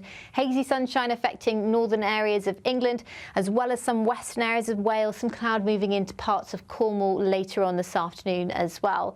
Further east, though, elsewhere across England and Wales, it will be a very dry and warm day. Strong sunshine, temperatures climbing into the 30s across the southeast. We've only had 30.5 so far this year, so we could see the hottest day of the year so far. And as we head into this evening, it will be staying on the warm side of things. There's a bit more of a breeze across northern areas, particularly across Scotland, where we do have this weather front still affecting the western Isles. Potentially some showery rain across parts of central areas of Scotland, as well as Northern Ireland. Now, across northeastern England, some hazy sunshine to end the day, but temperatures still in the mid-20s. And overnight tonight, temperatures might not dip much below 20 degrees across some southeastern areas, which could mean it would be a tropical night. However, there is a change on the way as we head into the weekend. This weather front will make more progress eastwards across the country, and behind it, it will turn much cooler into Sunday. But before then, as I said, a mild night quite widely across the UK. Temperatures in the mid to high teens for many of us. But some heavy rain first thing across Northern Ireland, western areas of Scotland as well. And those outbreaks of heavy rain will push into parts of the southwest, parts of Wales as well throughout the afternoon. In particular, hazy sunshine spreading into central and eastern areas of England as well as Scotland too. However, across the far south and east, it will still feel warm. Temperatures still potentially climbing into the low 30s here. That warm feeling inside from Boxed Boilers, sponsors of weather on GB News. Now, some good news for you this morning. There's still plenty of time to grab your chance to win £30,000 in the Great British Giveaway. It's our biggest cash prize of the year. It is indeed. Now, what would you do with it? That's the question. Who cares? Here's how it could be yours. It's our summer treat to you. Your chance to win an incredible £30,000 in tax-free cash. Our biggest cash prize of the year so far. With an extra £30,000 in your bank account this year, you could take the ultimate financial holiday and send some of those day-to-day financial stresses packing. £30,000 could get you those nagging home improvements done, buy that brand new car, or just enable you to kick back and relax for the rest of the year. For another chance to win £30,000 in tax-free cash, text cash to 63232. Text costs £2 plus one standard network rate message. You can enter online at gbnews.com/win. Entries cost £2. Or post your name and number to GB07 PO Box 8690 Derby DE1 9TT. UK only. Entrants must be 18 or over. Lines close at 5 p.m. on the 30th of August. Please check the closing time if listening or watching on demand. Good luck. Look, indeed, Sir Keir Starmer set to host his first official visitor. That's the Ukrainian President Zelenskyy. We'll be telling you all about that, what's going to happen, when it's going to happen, next. Hi there, I'm Michelle Dewberry, and I'm going to take a second to tell you all about my show, Dubes & Co. We start off with the issues of the day. We then bring in both sides of the argument. We get rid of the disrespect. And then you throw me into the mix. And trust me, I'll tell it exactly how it is. And then, of course, the magic ingredient, you at home. We mix it all together, and what have we got? In my opinion, the best debate show in town. Monday to Friday, 6 till 7 on GB News, Britain's news channel. Good afternoon, Britain. Your lunchtime update on the stories that matter across the UK. From breaking news and insightful analysis, inspiring stories and lively debates. You're comparing yourself to a former Prime Minister. Which is it? Stay informed, stay updated, stay entertained. I just don't know how anyone would not want to be there. Every weekday from midday. We are Good Afternoon Britain, only on GB News. Britain's news channel. If you want your news to be straight talking... This is the nightmare for the Conservatives again. Down to earth. It's not just Nottingham where this is happening, is it? And most importantly, honest. Hard-working, middle-class taxpayers, they'll get their book thrown at them. Then catch me, Martin Daubney, Monday to Friday, 3 till 6 p.m. on GB News, Britain's news channel. Join me, Nana Akwe, for an informative, interactive news programme with a difference. It's fun. It's true. You're not wrong. No one will be cancelled. Lovely. Join me from 3 p.m. every weekend, only on GB News, Britain's news channel. Join me, Neil Oliver, every Sunday night at 6 p.m. on GB News. And if an hour is not nearly enough for you, go to gbnews.com for special extended episodes online every Friday at 9 p.m, where we can truly get into the nitty-gritty of what's going on. GB News, Britain's news channel. Tune in to Friday Night Live with me, Mark Dolan. GB News royalty with your perfect start to the weekend. Lucky us! Feisty and fearless guests. Well, I'm a normal person, so ask me. Honest opinions that raises more questions than a Gary Barlow tax return. And a few surprises along the way. Might be cold in this studio. That is Friday Night Live with me, Mark Dolan. 8 to 9, only on GB News, the People's Channel, Britain's news channel. Join me, Camilla Tominey, for a frank and honest discussion with those in power that cuts through the spin and gets to the heart of the issues shaping our nation. You haven't confirmed that you want to stand as leader, but you haven't ruled it out either. This report basically says that he's not fit to stand trial. Is he indecisive? Incompetent? I deliver the dose of reality Westminster needs. That's the Camilla Tominey Show at 9:30 every Sunday on GB News, the People's Channel, Britain's news channel.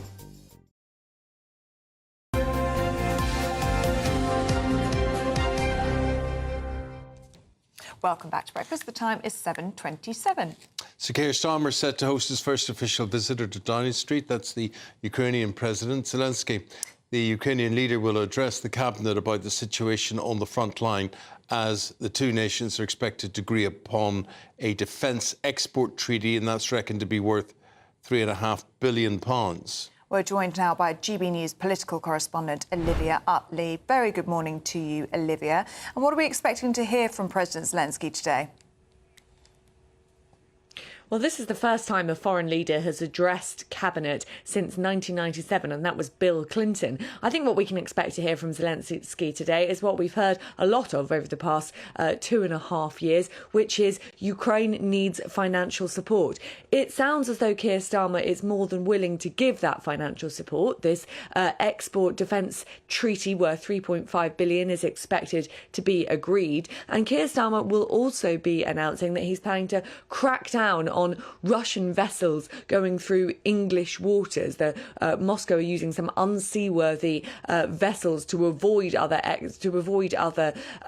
costs, and Keir Starmer is saying that that has got to end now. The problem for Zelenskyy is even if the UK cabinet is willing to commit more money to Ukraine, there are other countries around the world which are getting increasingly sort of fed up. Viktor Orban, the president of Hungary, is pushing for a peace treaty. And of course, Donald Trump and his new running mate, JD Vance, don't seem that keen on financially supporting Ukraine to the bitter end, as it were. So Zelenskyy is going to be pushing really, really hard on the UK today. The UK has been one of Ukraine's closest allies ever since the war broke out back in February 2022, and Zelenskyy hopes it'll stay that way.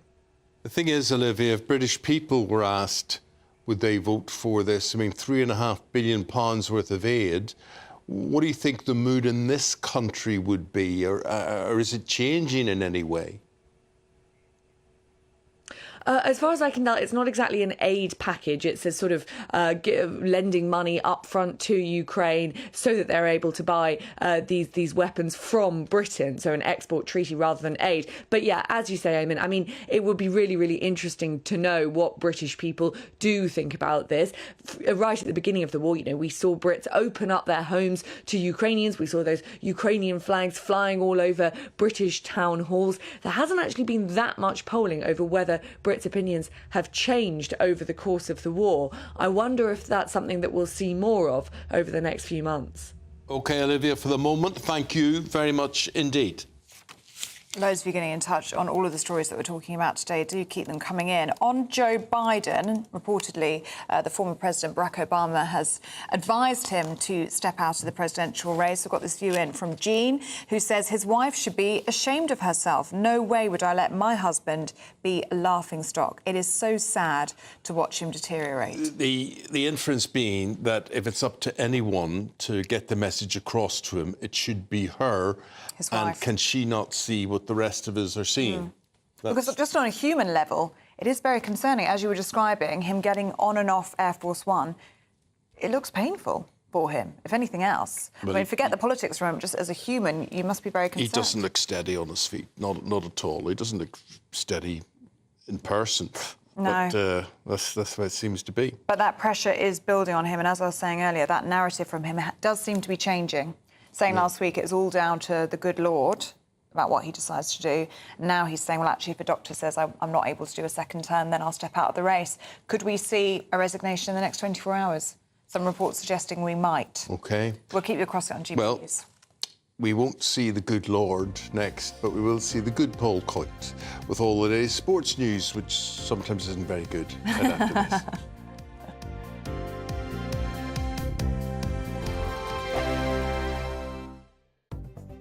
The latest GB News travel.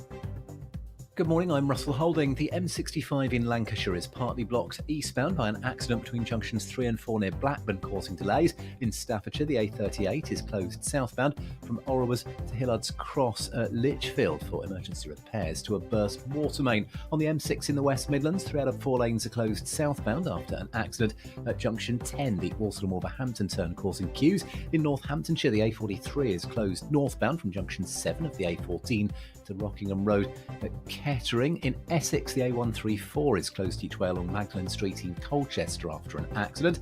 In Monmouthshire, the A4810 is closed each way at Llanderfeni for an investigation. And in Surrey, parts of the A24 remain closed near Dorking for repairs after a large diesel spill last week. And that's the latest.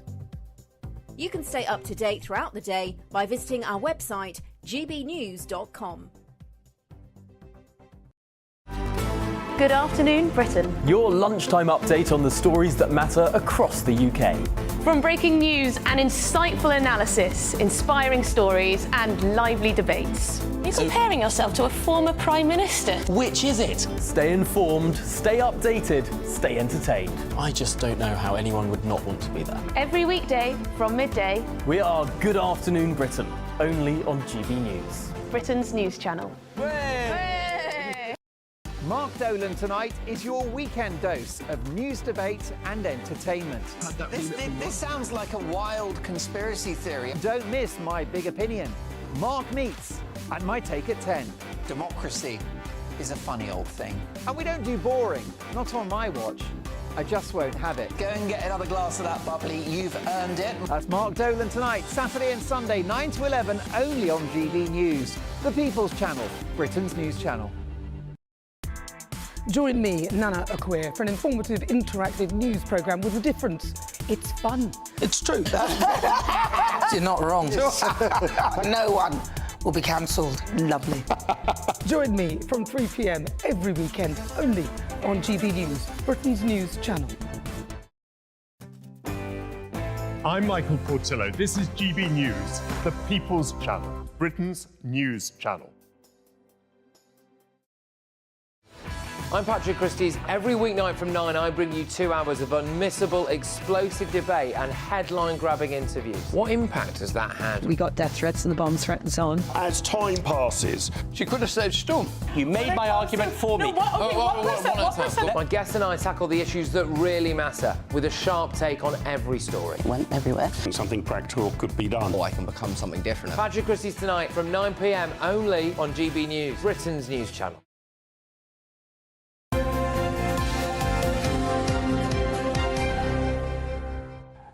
We've got Paul with the sport and the Open got underway yesterday. Not in the best weather conditions, it has to be said, at Royal Troon. That's true.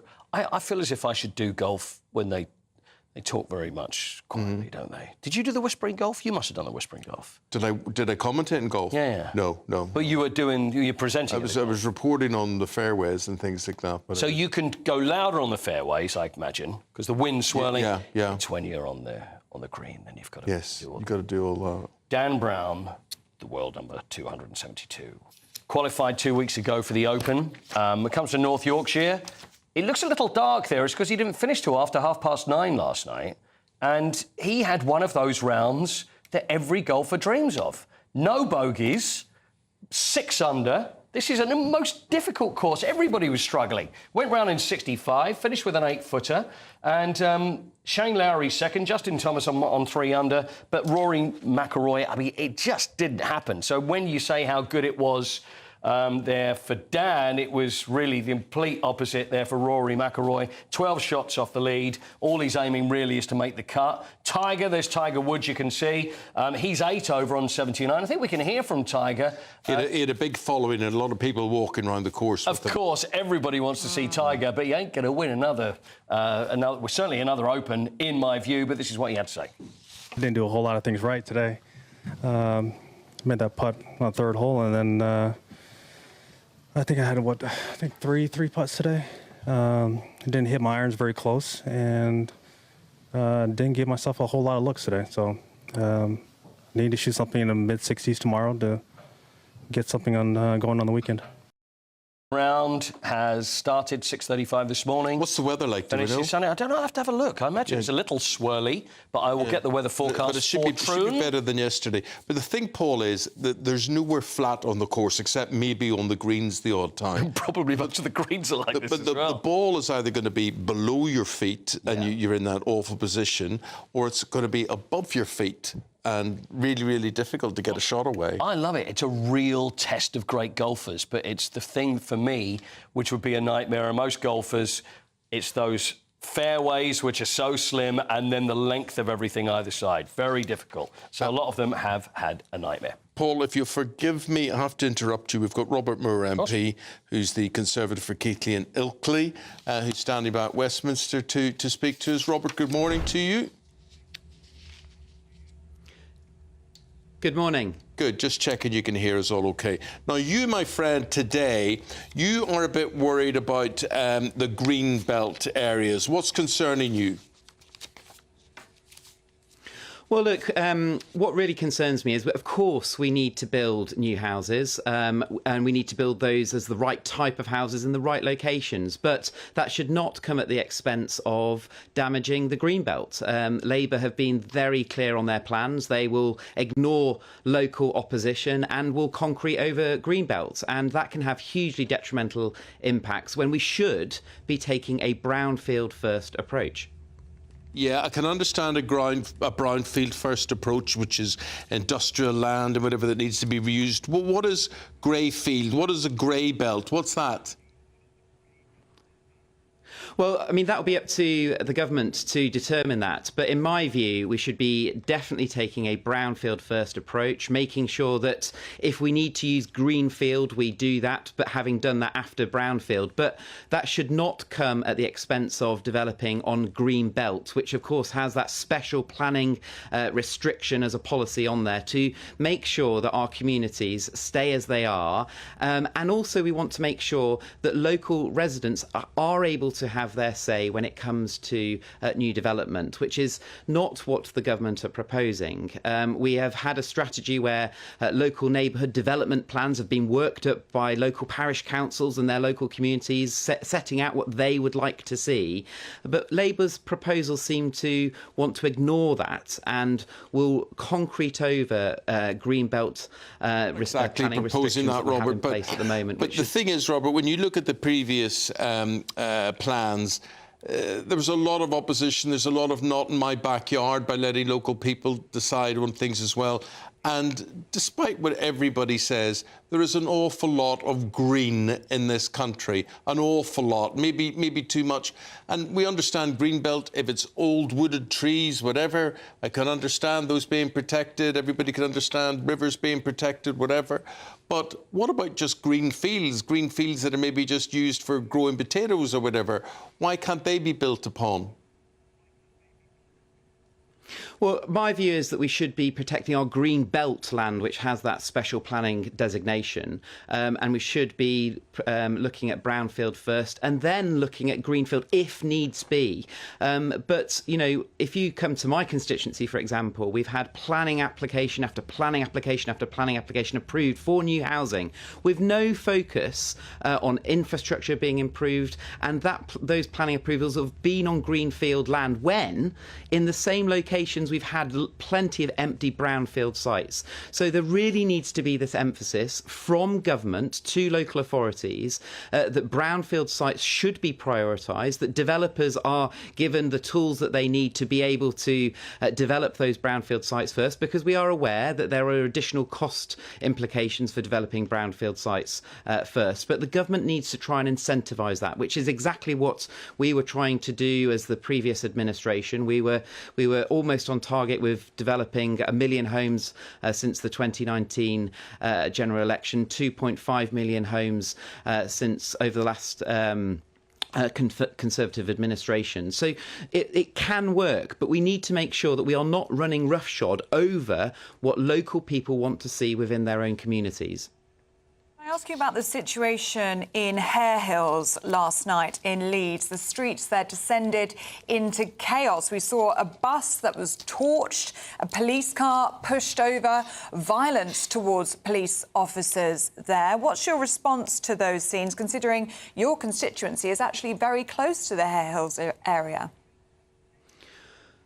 Well, what we're seeing in Hare Hills is completely unacceptable. It is no one living within those communities should see that level of uproar happening on the streets. It's completely unacceptable, and we'll have to wait and see. You know, what was the trigger? I'm not quite sure what the trigger was of why these riots have taken place. But to see police vehicles being torched, being turned over, I think a bus had been torched as well, is completely unacceptable. And, you know, West Yorkshire Police have my support in trying to deal with this situation. But what is also deeply frustrating is the level of complete lack of respect by those that have been carrying out the riots, from I've seen from video footage via the media, to the police themselves. And unfortunately, this seems to be a narrative that has been developing over a number of years, where there has been complete disrespect to the law enforcers. And unfortunately, I've seen that at a much lower level in my constituency. But we have to make sure that the police have what they need, have the time now to find out why what the trigger was. But what absolutely happened in Hare Hills is completely unacceptable.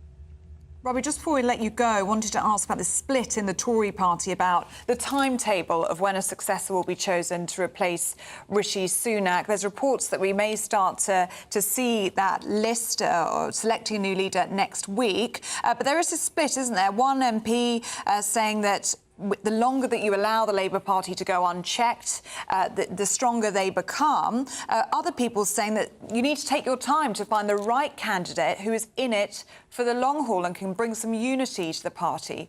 What are your thoughts on the timetable? Well, I think we can't get away from the fact that the Conservative Party has had a huge bruising on the back of the general election. We've lost a lot of good colleagues that had a huge amount of good skill set in Parliament, but also in government.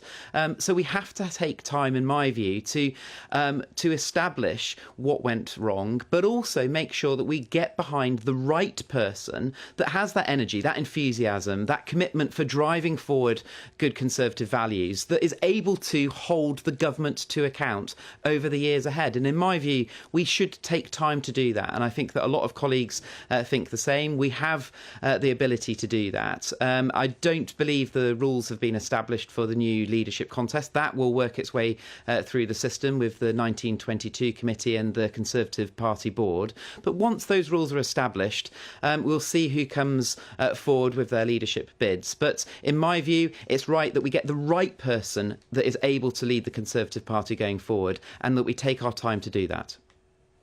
We'll leave it there. Thank you very much indeed, Robbie. And we'll hit the break. We're back talking about the stories making the big news in the papers right after this. In the GB newsroom, we bring you the news as it happens. With our team of dedicated journalists across the UK, GB News brings you accurate reporting of the day's topical agenda. When the news breaks, wherever and whenever it's happening, We'll be there. This is GB News. the People's Channel. Britain's news channel. Good afternoon, Britain. Weekdays from midday. Now, time for the best part of the show, our Greatest Britain, where we share amazing people who do amazing things. And this week, that is Dr. Leo Cheng and the Reverend Hilary Cheng. Well, Dr. Chen regularly serves as a volunteer surgeon aboard the Mercy ships in West Africa and has recently served his 17th mission aboard the ships. He volunteers with his wife, Reverend Hilary Cheng, a Methodist minister in the UK. Thank you for joining us, and what a privilege. So just briefly explain, what are Mercy ships? Well, Mercy ship provide world-class surgery on the ship, and the ship then sail to these poorest of the poor country because there's no infrastructure to get road or rail there. And we offer free surgery and also education, training of medical staff, and partner with the local or the host nation to build up their surgical and anaesthetic services. So how long have you been travelling West Africa? You go on all these different ships, different ports, and you treat the needy and the vulnerable. How long have you both been doing this? 20 years. 20 years? Just over 20 years. And you take the time to do this out of your own holiday from work. Why do you do it? Well, because I'm indebted to the education in this country with all the qualification I get. And NHS is great. I love the NHS because without NHS, we see cases that we see in the low-income country. And I want to make use of my hand to help those people who have no way of helping themselves. Because the tumours, the deformities, not just a physical ailment, but it's being ostracised and die early, commit suicide because they've been ostracised by their family. When you're on the ship, you are seeing the very worst that the country can offer. I find it a great privilege to work alongside these people. GB News, the People's Channel. Every Saturday, 10 till 12, we'll bring you all of the news that you need to know. We'll also remind you that there is so much to smile about. It's my favourite time of the week. I get to relax, enjoy some light-hearted stories, and let Ellie teach me about fashion too. That's Saturday Morning Live, every Saturday, 10 till 12. Only on GB News, Britain's news channel. We're proud to be GB News, the People's Channel. And as you know, we always love to hear your views. Now, there's a new way of getting in touch with us at gbnews.com/yoursay. By commenting, you can be part of a live conversation and join our GB News community. You can even talk to me, Bev Turner, or any of the members of the GB News family.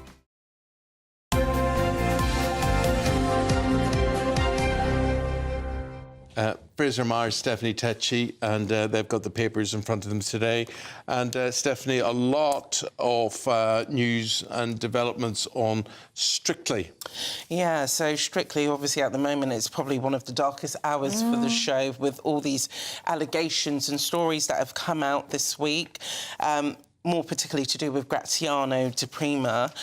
He has come out now and said that he did kick his dancing partner, Zara McDermott, during a training session. There has been talks of this video that has been around of him apparently spitting on her, which he denies, but he said he did kick her, and he says he does know that he's crossed the line. And to be honest, I think, you know, at the time he apologised and he got away with it, and the BBC were only forced to move to action following all the allegations that were facing Giovanni and his partner, Amanda Abington.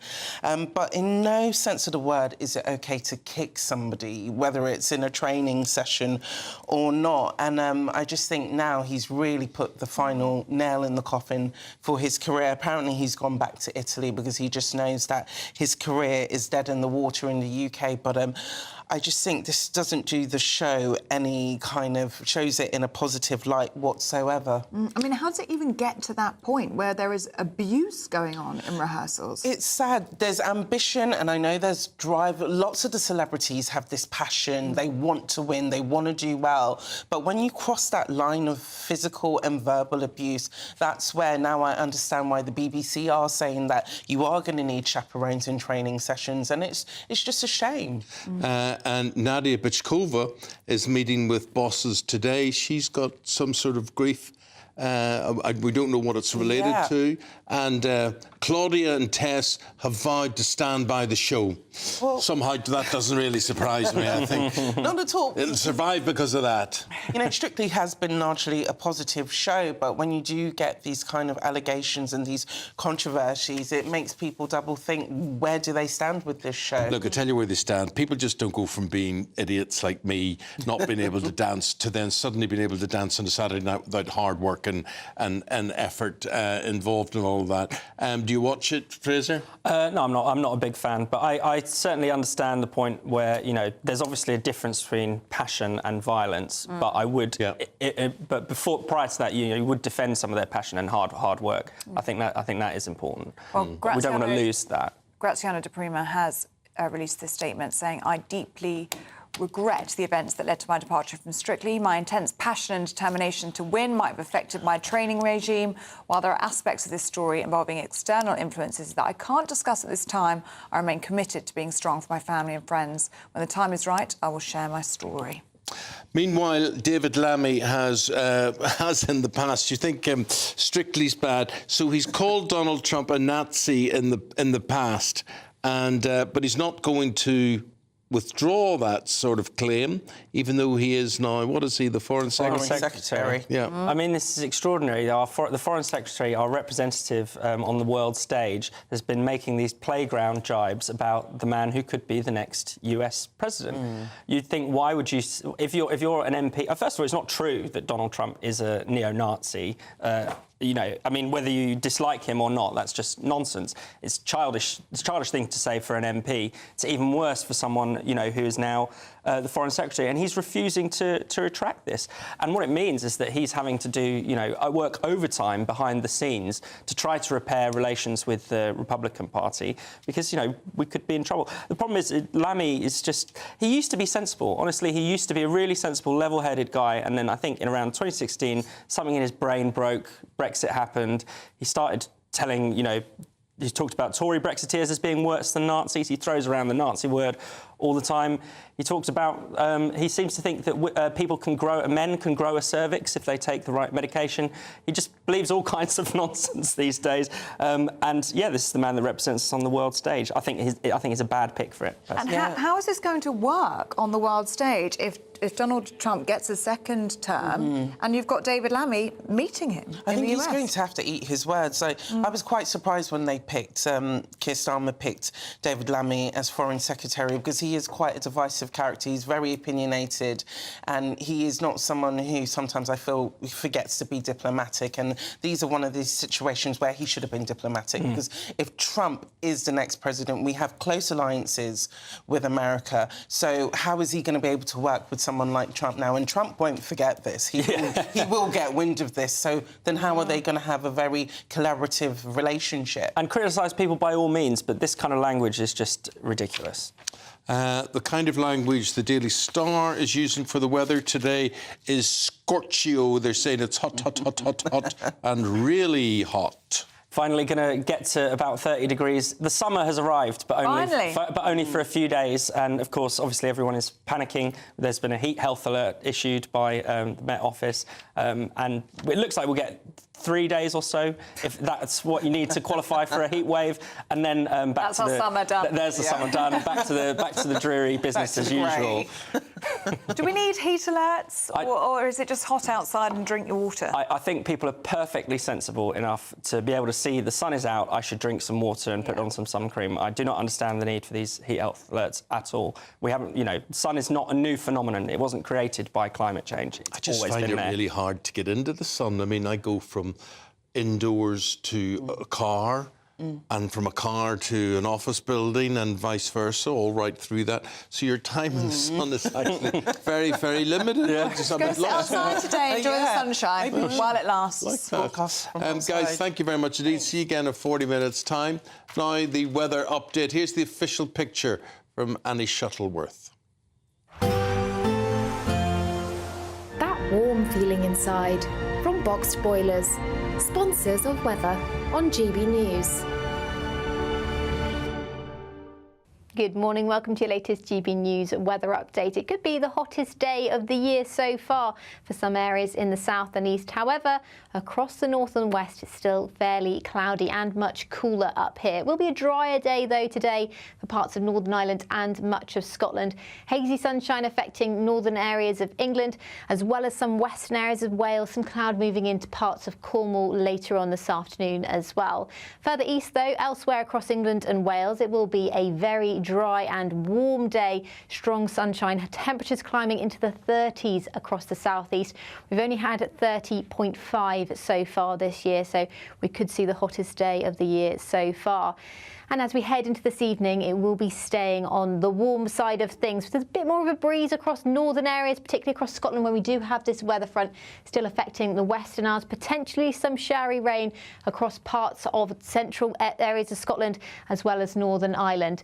Now, across northeastern England, some hazy sunshine to end the day, but temperatures still in the mid-20s. And overnight tonight, temperatures might not dip much below 20 degrees across some southeastern areas, which could mean it would be a tropical night. However, there is a change on the way as we head into the weekend. This weather front will make more progress eastwards across the country, and behind it, it will turn much cooler into Sunday. But before then, as I said, a mild night quite widely across the UK. Temperatures in the mid to high teens for many of us. But some heavy rain first thing across Northern Ireland, western areas of Scotland as well. And those outbreaks of heavy rain will push into parts of the southwest, parts of Wales as well throughout the afternoon in particular. Hazy sunshine spreading into central and eastern areas of England as well as Scotland too. However, across the far south and east, it will still feel warm. Temperatures still potentially climbing into the low 30s here. Looks like things are heating up.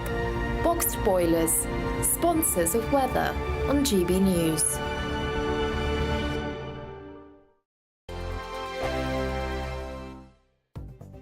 The latest GB News travel. Good morning, I'm Russell Holding. In Staffordshire, the A38 is closed southbound from Orrowers to Hillard's Cross at Lichfield for emergency repairs to a burst water main. The M6 in the West Midlands is blocked southbound by an accident at junction 10, the Walsall and Wolverhampton turn, with queues towards there. In Northamptonshire, the A43 remains closed northbound from junction 7 of the A14 to Rockingham Road at Kettering. That's been closed since yesterday evening. In South Wales, there are southbound queues towards the Upper Boat interchange, where it's down to a single lane after an accident. The queues back to the Broadway interchange at Pontypridd. In Monmouthshire, the A4810 is closed each way at Llandybeni for an investigation, and in Surrey, sections of the A24 remain closed around Dorking for repairs after a diesel spill last week. And that's the latest. You can stay up to date throughout the day by visiting our website gbnews.com. £30,000 in tax-free cash really could be yours. It's our biggest cash prize of the year so far. And you could be getting that winning call from us to tell you that you're our next Great British Giveaway winner. Oh, I can't believe this. Oh my God, this is amazing. That is absolutely fantastic. We're over the moon. I've never won anything like this in my life. Oh, you shocked me. I never won a penny in my life. If I was there, I'd buy you a drink. For another chance to win £30,000 in tax-free cash, text cash to 63232. Text costs £2 plus one standard network rate message. You can enter online at gbnews.com/win. Entries cost £2. Or post your name and number to GB07 PO Box 8690 Derby DE1 9TT. UK only. Entrance must be 18 or over. Lines close at 5 p.m. on the 30th of August. Please check the closing time if listening or watching on demand. Good luck. Good afternoon, Britain. Your lunchtime update on the stories that matter across the UK.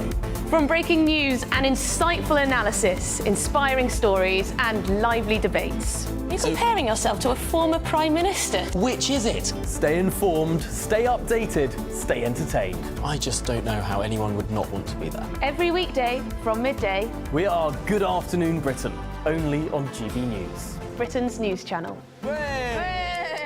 Join me, Camilla Tominey, for a frank and honest discussion with those in power that cuts through the spin and gets to the heart of the issues shaping our nation. You haven't confirmed that you want to stand as leader, but you haven't ruled it out either. This report basically says that he's not fit to stand trial. Is he indecisive, Incompetent? I deliver the dose of reality Westminster needs. That's the Camilla Tominey Show at 9:30 every Sunday on GB News, the People's Channel, Britain's news channel.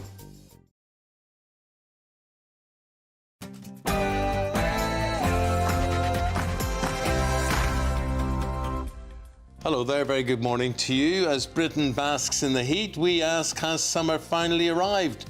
And how long will it stay? Not very long, it would seem. Also this morning.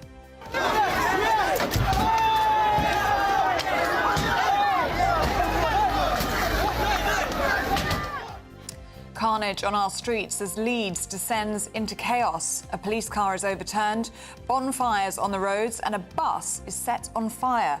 Locals are told to stay at home. The Home Secretary, Yvette Cooper, condemns the shocking scenes, stating this behaviour has no place in society.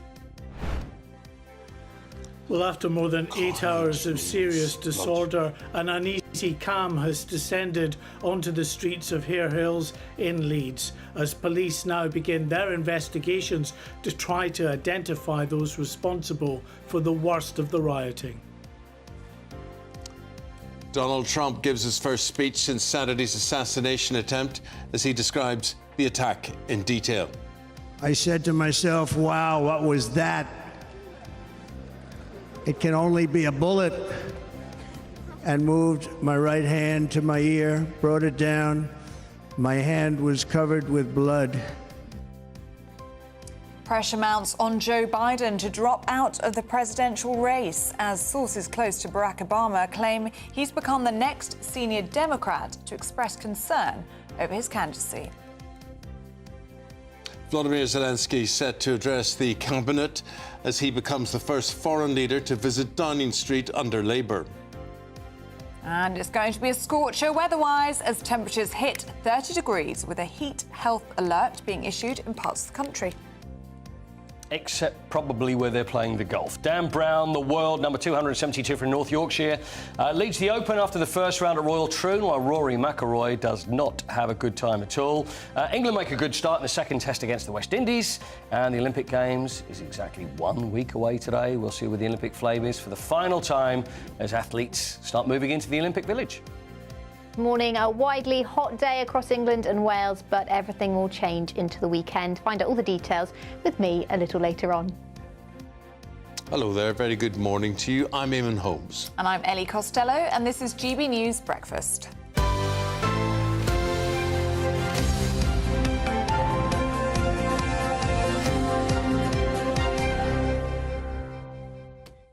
Lots of views on Strictly Come Dancing. We're talking about it in the paper review. David says, Eamon, well said.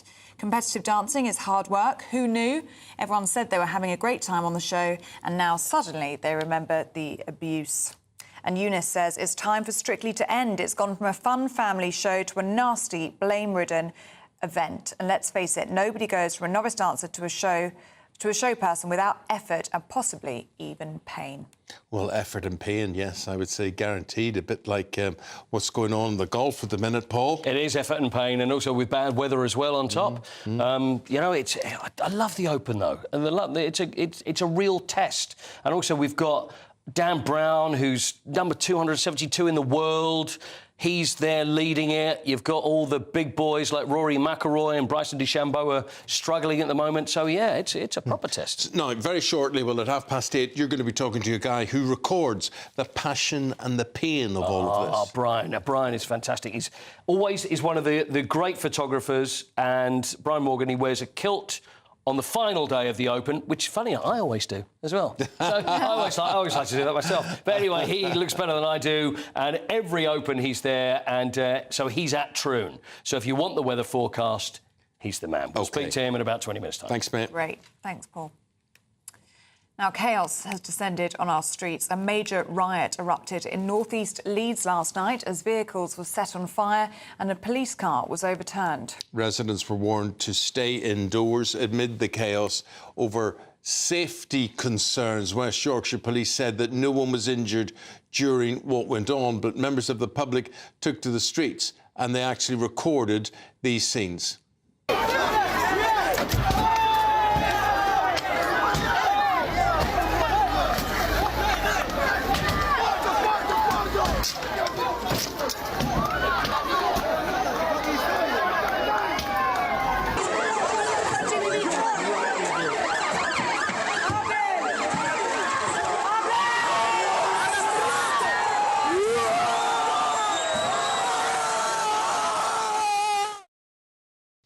So what was that all about? Our Home and Security editor, Mark White, may have an idea. Mark, what was it looking this morning?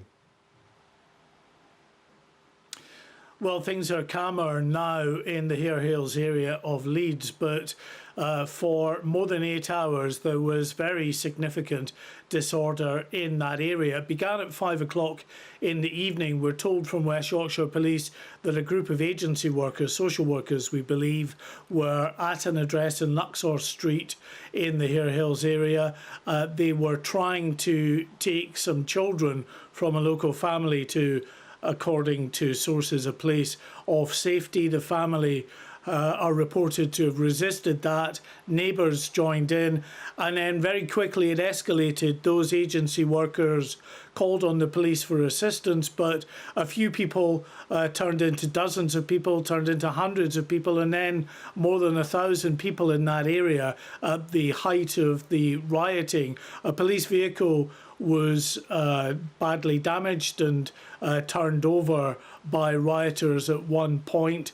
Then later in the evening we saw a bus that was set on fire as well.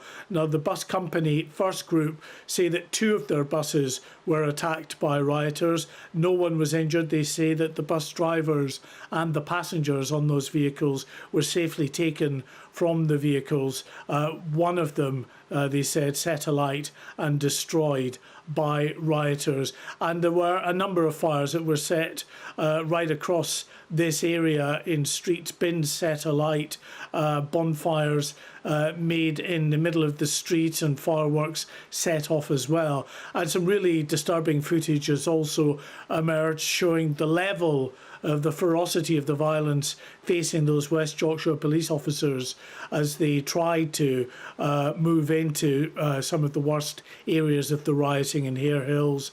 Their vehicles coming under a hail of bricks and other rubble and other missiles that were thrown at the officers, some in riot gear. They were forced to retreat inside their vans and move out of the area. The police really effectively for most of this maintained a sort of perimeter around the worst of the rioting, waiting for things to calm down before moving in and now taking control of the area. As I say, an uneasy calm has descended on Hare Hills today. A very challenging situation for the police, Mark, not only yesterday but also today as that investigation starts. We're looking at this footage now, shocking footage on our screens. How much of this do you think was fuelled by social media? We can see people around this commotion filming it and sharing on social media. Well, social media was certainly there in terms of a visual aid for people to see. I mean, clearly, social media is not to blame in that sense. It's the rioters who decided to descend on that area and cause trouble. But what happens these days is that those involved in that violence or even those just observing the violence will upload their images, sometimes live stream on social media, and that brings other people in, people that want to see what's going on, but other people who are clearly bent on causing the maximum level of disorder and violence in that area. We saw as darkness descended on Hare Hills and fires were lit in a number of areas, quite a few people wearing ski masks and other masks to hide their identity as they were setting bins and other things on fire in that area. So what we have from West Yorkshire Police now is, of course, the slow time investigation as they try to piece together exactly how the events unfolded last night, looking at that social media video and appealing for any other video that the public might have to help them identify those responsible for setting the bus on fire, damaging the police vehicle and causing quite a lot of other chaos around the area. Mark, thank you. We'll leave it there. Let's get other political reaction to this and other stories. Olivia Utley, because Olivia, Sir Keir Starmer will host his first official visitor to Downing Street today. Who's that?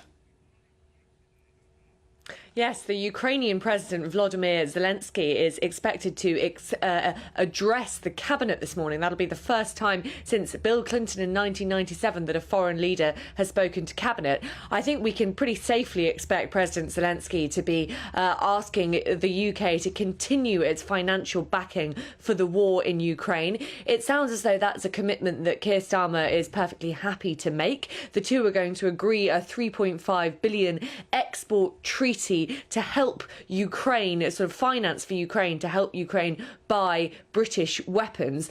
And Keir Starmer will also announce a crackdown on Russian vessels going through English waters, so essentially more sanctions on Russia. It'll come as a relief, I'm sure, to Zelenskyy that the change of governance in the UK hasn't changed the attitude to Ukraine. But on other fronts, Zelenskyy is facing a tougher time. Viktor Orban, Hungary's president, has been speaking to other EU leaders. He wants Ukraine to seek a peace treaty with Russia. And of course, if Donald Trump gets elected in the US this November with his running mate JD Vance, who's been openly critical of the US funding the war in Ukraine, then Zelenskyy could be in a very difficult position indeed, all made worse by the fact that Russia is making constant strategic gains on the battlefield now. Olivia, we'll leave it with you there because we have Luke Pollard, MP. Luke Pollard is the Minister of State for the Armed Forces. Luke, good morning to you. Maybe you could just shed some more light on this meeting with President Zelenskyy and how he will address Cabinet today and the importance of that. Good morning. This is a really important visit for the President to the Cabinet. This is the first time that a foreign leader will have addressed a Labour government cabinet since President Clinton in 1997. And what it does is it underlines just how close the relationship between the UK and Ukraine is and our determination to continue supporting Ukraine until they win. And that's why, as well as having President Zelenskyy in Downing Street today, we've been announcing a new treaty to support the faster delivery of weapons to Ukraine, creating jobs here in Britain and putting more munitions in the hands of Ukraine's frontline forces, as well as tackling the 600-strong shadow fleet that Putin has sailing the oceans, that's exporting illegally trafficked oil that he uses the profits for to buy weapons to kill Ukrainians. So it's tightening the sanctions regime, showing strong support for Ukraine and making sure that we can get as much resource to the Ukrainian front line as possible to defend against Putin's illegal invasion. Talking about Labour's plan for defence, Keir Starmer and yourself have talked about 2.5% of GDP being the target, being the aim, but you haven't set a time frame for that yet. I mean, wouldn't you say, based on everything that you just listed there, time is of the essence here? We're living in a very dangerous world. We need to know when this defence spending is coming. You're exactly right. Time is of the essence. And that's why this week the Prime Minister launched the new Strategic Defence Review to look at the threats we're facing and, most importantly, look at the capabilities we need to deter those threats and defeat them if necessary. We know that there's capability gaps across UK armed forces at the moment. We know that the war in Ukraine means that there's a new emphasis on a different type of warfare, in particular drone warfare, and making sure we have enough munitions that can strike deeper into an opponent's territory. The UK needs more of that type of equipment. So the review will look at that, and we've been absolutely clear, we will increase defence spending. We will get to 2.5%. That will be set out by the Chancellor at a fiscal event in the future, a budget or an autumn statement. But we need the results of the defence review to start working out what shape our forces should be and how we can prioritise the investment that we need to get our forces fighting fit to deter aggression, but to defeat it if we need to. Looking at this deal with Ukraine today, £3.5 billion involved here. Could you just explain to us how that is structured? And is that £3.5 billion given, or will it be paid back? That's a really good question. Export finance doesn't work in the same way as, say, gifting Ukraine a weapons platform. We're not simply giving money. Export finance deals create a way of Ukraine buying equipment from the UK manufacturers that effectively guarantees that trade. So Ukraine can buy billions of pounds worth of extra munitions from UK manufacturers, supporting jobs here in the UK. That export deal makes it easier for us to be able to export, reduces the paperwork, the costs, the bureaucracy, and guarantees that income. And this is really important because we need British manufacturers to be producing more arms, not just for our friends in Ukraine, but also to fill the stockpiles that are emptying that the UK has. We've given an awful lot of weaponry to Ukraine, quite correctly, over many years, something that has enjoyed cross-party support in Parliament. And now we need to build more weapons. That's not only ammunition for artillery and small arms ammunition that can be used in the trench warfare that we're seeing in Ukraine. It means high-end missiles to make sure that we can get through Russian air defenses to support Ukraine in targeting those targets that they need to defend their country. And that's what this deal does. It helps support Ukraine and helps support British industry. So it's a double win. And it is something that will be signed by the Prime Minister later today, I think, in a real strong statement that the UK will continue to support Ukraine until they win. Minister, so much of what you're talking about is about international relations, isn't it? Can I ask you then about the comments from the now Foreign Secretary David Lammy? These are back in 2018, calling Donald Trump a neo-Nazi sympathising sociopath. He has refused to retract on those comments, but now as Foreign Secretary, it begs the question, doesn't it? How can they possibly do business together if Donald Trump becomes president once again? Well, Donald Trump's an individual that does evoke strong opinions for people, but we've been absolutely clear that we will work with anyone that is in the White House, whether that is a continuation of the Biden administration or a new Trump administration. America is the UK's #1 ally. We have an incredibly strong and deep defence relationship, strong economic ties, and really strong cultural ties. It's in our interest and in America's interest that the UK and America works together, and it's in all our interests that we ensure that Ukraine wins. And that's why, whether it's David Lammy, the Prime Minister, or John Healey, the Defence Secretary, we're all making the case to our American friends that the support for Ukraine must continue, that we must deepen those defence relationships, and as a government that has a NATO-first policy, investing more in our NATO relationship and our NATO allies, we need all NATO allies to be spending at least 2% of GDP on defence, ensuring that Europe is better able to defend itself against any Russian aggression. And that's the arguments that Labour ministers have been making, not just in the European Political Community Summit, the summit that's been taking place over the last few days at Buckingham Palace that Keir Starmer's been hosting, but also at the NATO summit last week in Washington, making the case that we are better defended when we work together, where the relationship between the UK and America is strong, and when we've got a clear determination that Putin must not win in Ukraine, because if he wins in Ukraine, he won't stop at Ukraine. Can I ask you briefly, we are almost out of time, but when is the Labour Party planning to add VAT on private school fees? I was speaking to parents yesterday who are very, very concerned about when this is going to happen. They work very hard to put their children through private school, concerned that this could happen in the middle of term and they'd be forced to pull their children out of school. Can you make assurances this morning that that wouldn't happen? Well, we've been elected on a very strong mandate, and one of the policies that we had was to implement, to close the VAT exemption on private school fees and use the money that that exemption closing raises to employ 6,500 new teachers for all our state schools and make sure that we're investing in the education for all our children that attend state schools, which is the vast majority of children in this country. Because it's a VAT change that will need to be set out by the Chancellor at an event like the budget or an autumn statement. We don't have one of those in the near horizon, but there will be one coming up soon. What is important is that we don't want to shock the system. We don't want to create unnecessary delay or confusion. We've said that we will do this. It will be set out in due course about how we do that. But it's also important that we know where the money is being spent and why we are doing this.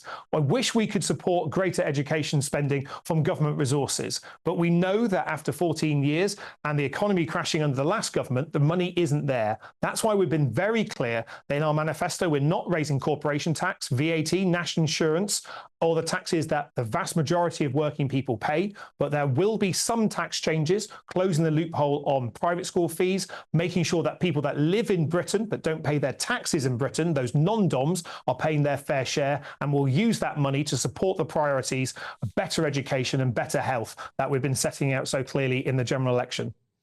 Look, I'm sure you'll have seen on television and heard on radio the scenes, the riots that took place in Leeds last night. Now, that's a scene someone like me, growing up in Belfast, well used to, and there would be. You're the Minister for Armed Forces. There would have been armed forces there on the street to deal with the likes of that. I'm not saying that should be the case, but goodness me, that it was so akin. Police vehicles being set on fire, being turned over. Goodness me, what is that all about? Well, it's just appalling behaviour, absolutely appalling behaviour. And that's why the Home Secretary, Yvette Cooper, has condemned it so clearly last night when it was taking place. We're now working with the local police force to understand what happens with more officers to keep calm in the area. But we need to get at those people who conducted that criminal damage, who set fire to the bus, who turned over the cars. There should be absolutely no place for that type of behaviour on our streets. And everyone involved should be absolutely clear that the full force of the law will be used to find them and prosecute them for that behaviour, because that is not what we do in Britain. That's not how we raise concerns. And because of that behaviour, we'll need to be taking a look at the support that we can offer that police force. Yvette Cooper will be setting out more about what support the Home Office and the UK government can take place. But that type of behaviour is not something that we should see on any of our streets anywhere in the United Kingdom. Well, it almost looked like recreational rioting, you know, on a summer's night. But you're saying consequences will follow. You needn't expect to be able to do that and get away with it. Absolutely. You know, we're a nation of laws. And in Britain, we feel very strongly we have a right to peacefully protest. But what we don't have is a right to criminal damage for the disruption that we saw, for the terrorising of the law-abiding citizens that we saw last night on the streets. That's why we need to be absolutely clear. If you set light to a bus, if you conducted criminal damage against a police car or any other type of activities we saw last night, the police will be taking action to find you and to prosecute you. That, I think, is what everyone watching your programme here will want.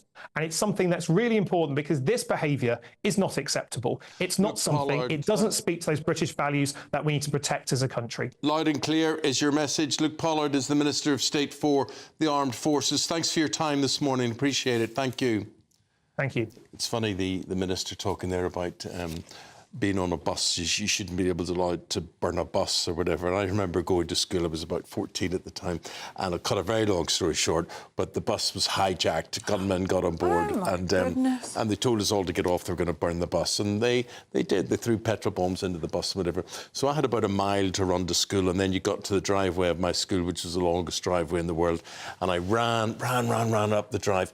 And the president of the college is standing reading his morning prayers at the top of the driveway. And the bell goes for class, right? There were two bells for class. One to you to go to class, and the second for class to begin. And this was the second, so I knew I was late. I was late for class, and I was standing puffing and panting, and he was standing like that. And I said, "Father, forgive me." I said, "I was on the bus, and the bus was set on fire." Bus explodes, and I go, "Was that bus there, Father? All that smoke there, the bus? But don't worry, Father, I'm okay. Everything's okay." And he went, "Detention."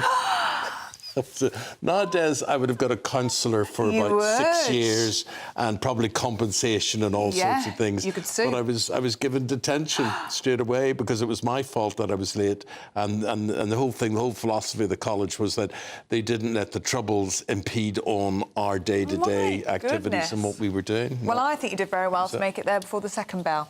Well, he didn't. Very resilient. He didn't. Well, anyway, Andy Shuttleworth, what's the weather going to be like?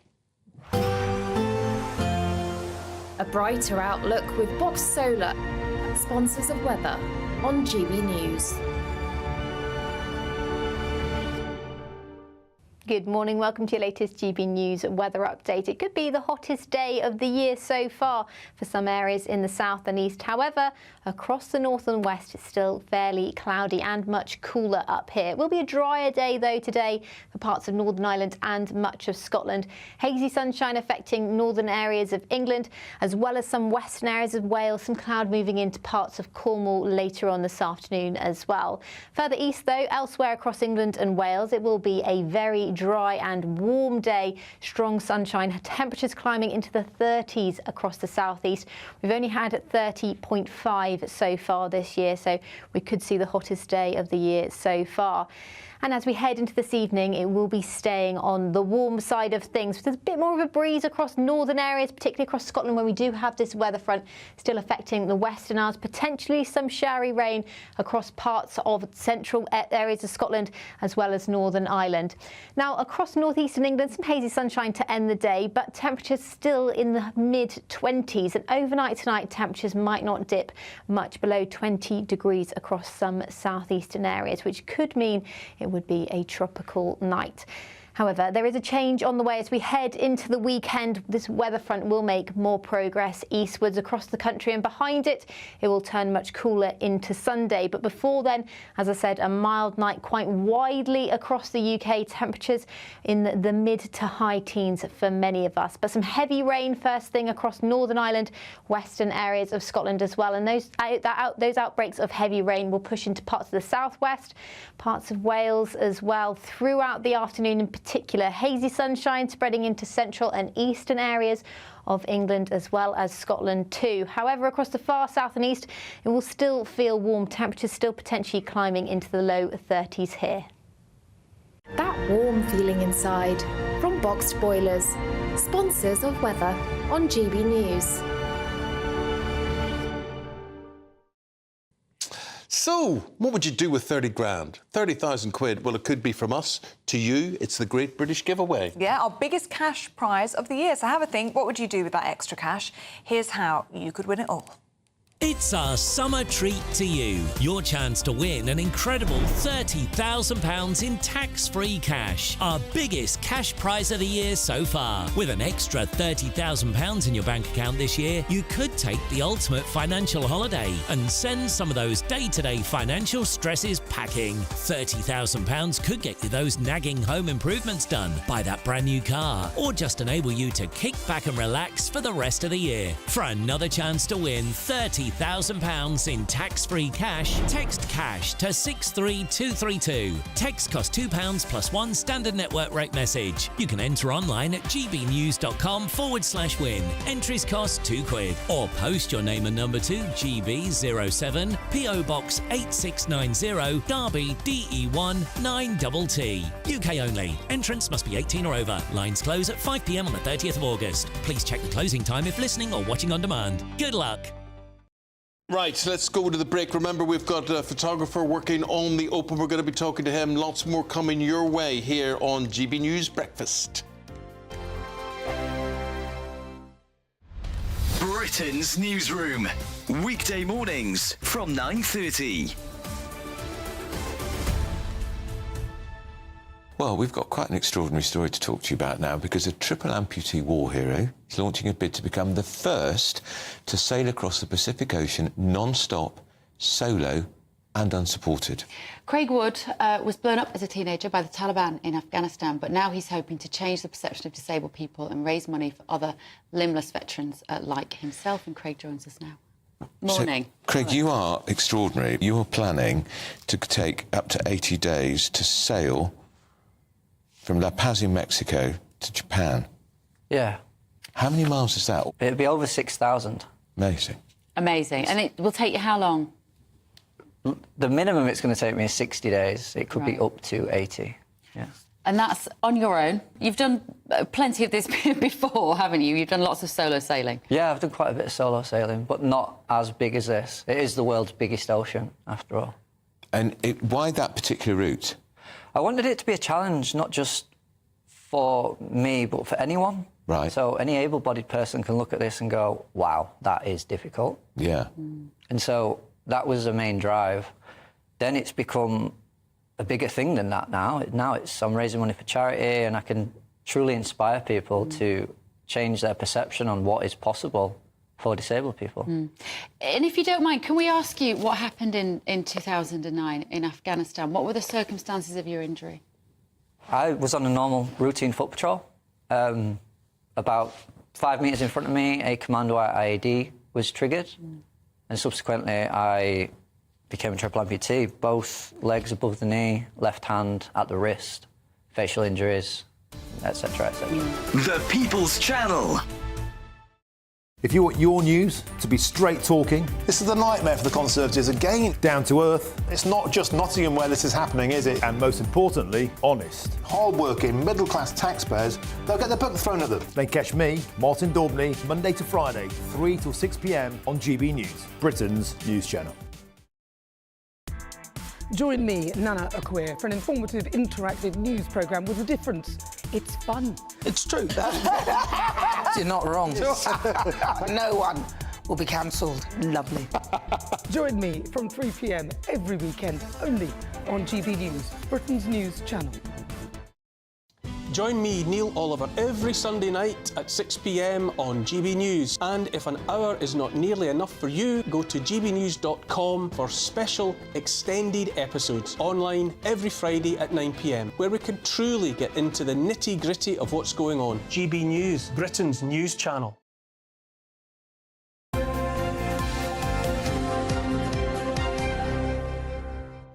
Well, Donald Trump said he had God on his side during the assassination attempt, and that accusation was met with raucous applause at the Republican convention yesterday.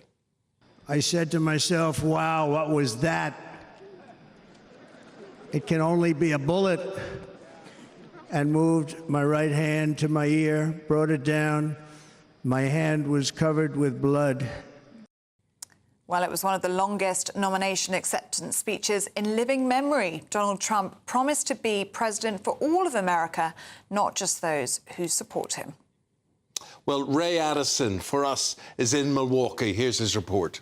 You want to really see something that's said, take a look at what happened.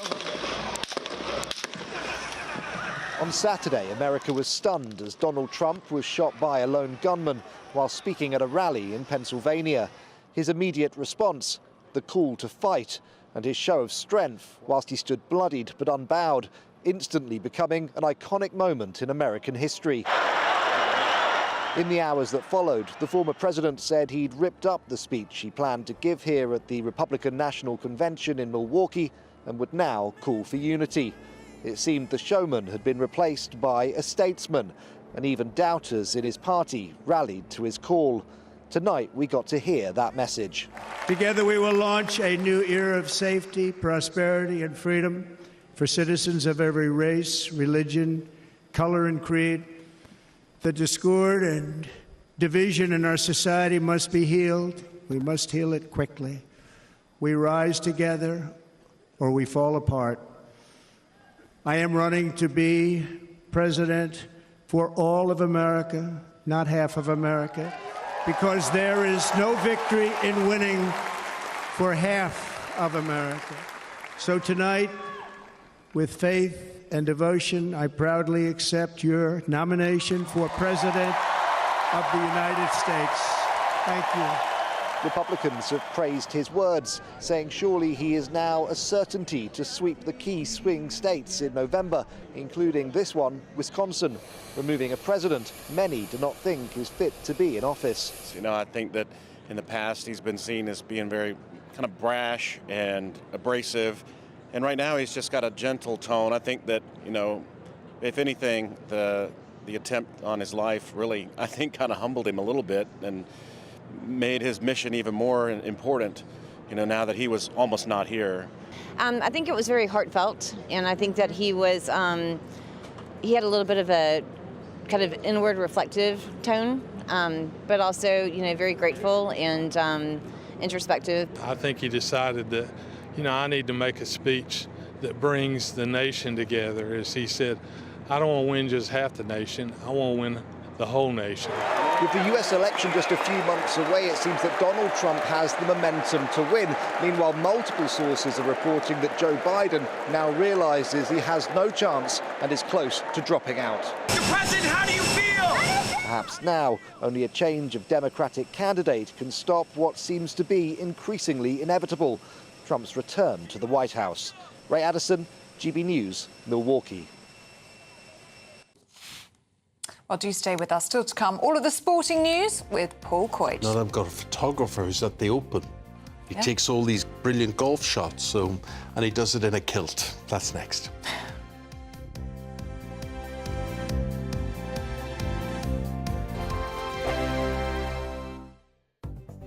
The latest GB News travel.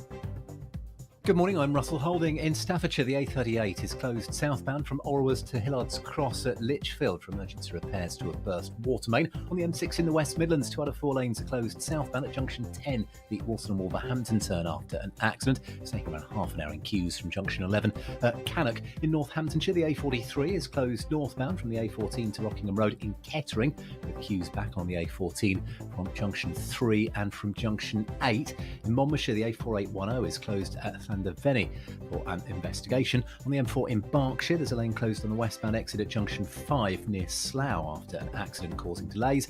And in London, Redcliffe Gardens in Earl's Court is closed up Old Brompton Road because of a fire with queues towards there. And that's the latest. You can stay up to date throughout the day by visiting our website, gbnews.com.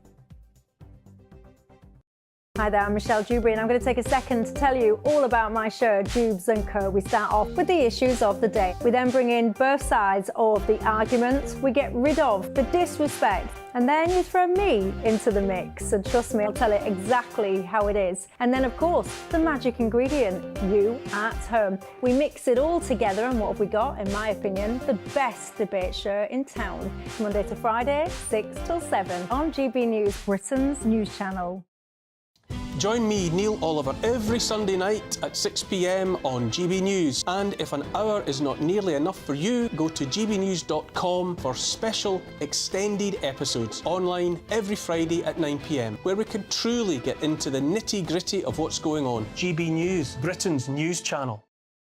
We're proud to be GB News, the People's Channel, and as you know, we always love to hear your views. Now, there's a new way of getting in touch with us at gbnews.com/your-say. By commenting, you can be part of a live conversation and join our GB News community. You can even talk to me, Bev Turner, or any of the members of the GB News family. We're proud to be GB News, the People's Channel, and as you know, we always love to hear your views. Now, there's a new way of getting in touch with us at gbnews.com/your-say. By commenting, you can be part of a live conversation and join our GB News community. You can even talk to me, Bev Turner, or any of the members of the GB News family. Join me, Camilla Tominey, for a frank and honest discussion with those in power that cuts through the spin and gets to the heart of the issues shaping our nation. You haven't confirmed that you want to stand as leader, but you haven't ruled it out either. This report basically says that he's not fit to stand trial. Is he indecisive? Incompetent? I deliver the dose of reality Westminster needs. That's the Camilla Tominey Show at 9:30 every Sunday on GB News, the People's Channel, Britain's news channel.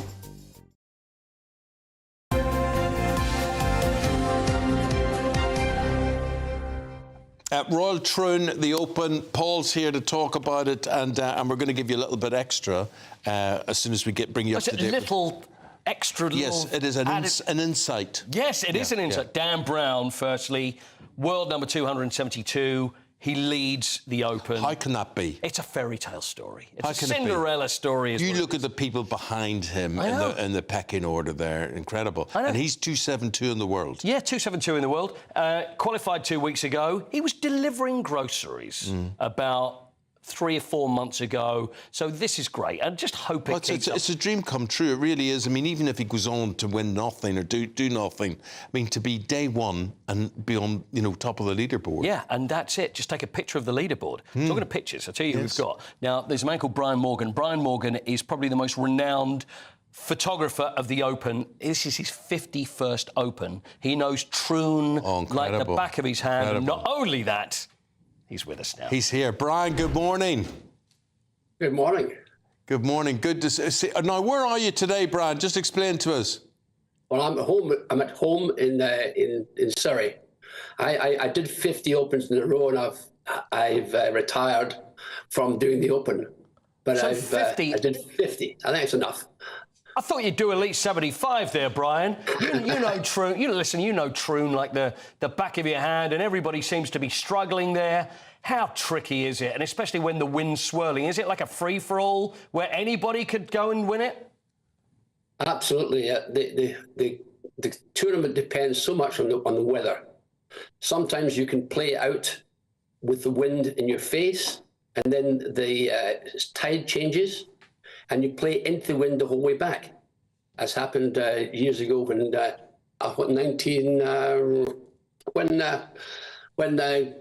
Tom Watson won in '82. Now, Brian, we've got examples of pictures of you, because your pictures, they can't only just be of golfers. They've got to tell the story, what exactly is going on. Do you remember one that did tell that story, that gave you more than just the golfer? Well, I think that my most iconic picture is the one of Tom Watson and Jack Nicklaus walking off the 18th green at Turnberry after the famous Jewel in the Sun. That's it there. I took that 1977, so a long time ago. Gosh, and two all-time greats, those guys. Nicklaus and Watson. I mean, look at those. And look at those trousers that Tom Watson's wearing there on the right. I'd still like those today. Tell me, though, about the personalities. Were there golfers that you got on really well with, that you could take a picture at any time? Or were there some of those legends that were a little more frosty? I don't think they became frosty until they had a high score. Right. Most of them were very, very, in my era, most of them were very, very approachable and really nice to me, because I was around them a lot. But if they come off the golf course with a 73 or 74, you avoided them for a few hours at least. Yeah. Let's have a look at some more pictures, and you can talk us through these. I think we've got some more pictures coming up that we've got. Now, look at that. Now, I recognise straight away Lee Trevino, the great Arnold Palmer, and there's Nicklaus there. What was the story behind that one? Well, there's a fourth player there on the left of the picture. Yeah. I think is who's that now? He's obviously not important as those three, though, is he? Because you don't get much bigger than those. This was a skins game. One of the skins games in the 1980s. That one was in California. What was Arnold Palmer like? Because I know you worked with him a fair bit. Arnold was great. I was very lucky. I lived in Orlando, near where Arnold Palmer lived, and became very friendly with him and his wife Winnie, who was an absolute gem, and he was just fantastic. I mean, he was the iconic golfer of the time. He had so much charisma; it's unbelievable. He was one of the few guys who spoke right to you. It didn't matter whether you were the king or whether you were the pauper. He spoke right, looked right into your eyes. Whereas a lot of our personalities of those days, they would be looking for somebody more important to talk to. But Brian, what a story that you've captured in those pictures over those 50-odd years. Absolutely incredible. And there you are. There you are. There you are. Yeah. In the kilt. What's the story with the kilt? Well, when I started my company, I moved from Scotland to America in the late 70s, early 80s, and I wanted to put my mark on the golf photography world, and so I decided to wear my kilt, but only on the last day of the tournaments I covered. Only the last day. So you didn't see my kilt until it was a Sunday. And but that separated me from the herd, as it were. It's a marketing ploy, if you like. Very good. You wear it well. With the wind up at Troon, you don't want to be wearing that, do you? But at least you've got the sporran there to keep you filming, which is always good. Brian, lovely talking to you. Thanks for the pictures and thanks for the memories. Appreciate it. Brian Morgan, thank you. Thank you very much for your time. Thank you very much. Fantastic. Oh, I bet he's seen some things over the years. Must be great to do something. You know, I think when you do something that you love, you never work a day in your life. Absolutely. And he loves. Absolutely. And loved what he did. Everybody. And I loved good. I have to hear about the old Arnold Palmer, and I used to have the Arnold Palmer our golf game. Do you have that little swingy thing? Yep. It had a little doll. You know what? We'll bring that in. I think I've still got one. We'll have a game.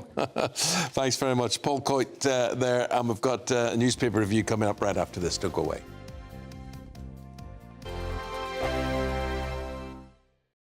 Mark Dolan tonight is your weekend dose of news, debate and entertainment. This sounds like a wild conspiracy theory. Don't miss My Big Opinion, Mark Meets, and My Take at 10. Democracy is a funny old thing. And we don't do boring, not on my watch. I just won't have it. Go and get another glass of that bubbly. You've earned it. That's Mark Dolan tonight, Saturday and Sunday, 9 to 11, only on GB News, the People's Channel, Britain's news channel. Patrick Christie's Tonight, weekdays from 9 p.m. Should Prince Harry have accepted an award named after a US war hero at a glitzy ceremony last night? People begged him not to, but he did it anyway. It's time for tonight's head-to-head. Well, Prince Harry paid tribute to the eternal bond between mother and son as he appeared alongside his wife, Meghan Markle, at the glitzy ESPY Awards, dubbed the Sporting Oscars last night.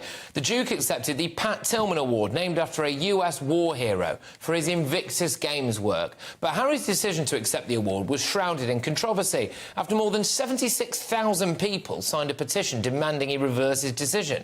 Well, speaking last night, Harry paid tribute to Pat Tillman's mother, Mary. But that comes after Mary Tillman slammed his decision to give Prince Harry the gong, saying, "I am shocked as to why they would select such a controversial and divisive individual to receive the award. There are recipients that are far more fitting. These individuals do not have the money, resources, connections or privilege that Prince Harry has." So tonight I'm asking, should Harry have actually accepted the award? Let me know your thoughts. Go to gbnews.com/your say. Tweet me at GB News and make sure you take part in our poll. But going head-to-head on this now, a former Royal Butler, Grant Harold, and the journalist and broadcaster, Laurie Turner. Thank you very much. Great to have you both on the show. Laurie, I will start with you.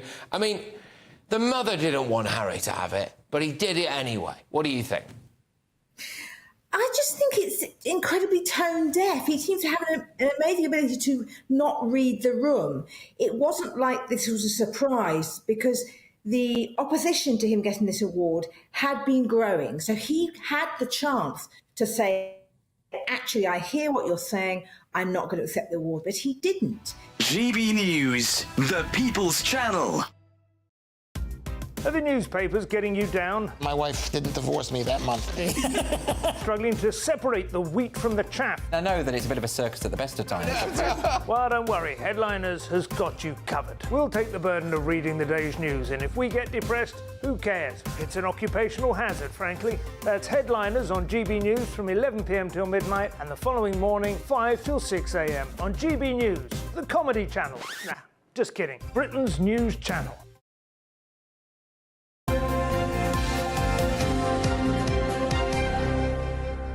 Stephanie and Fraser, and they've got the papers in front of them today. And one of the things you want to talk about, Stephanie, is the Dutch, the Princess of Wales, and her belief that nature could be healing her. Definitely. Well, I think there is power in nature. Not many people agree, but I do think it's good to get outdoors.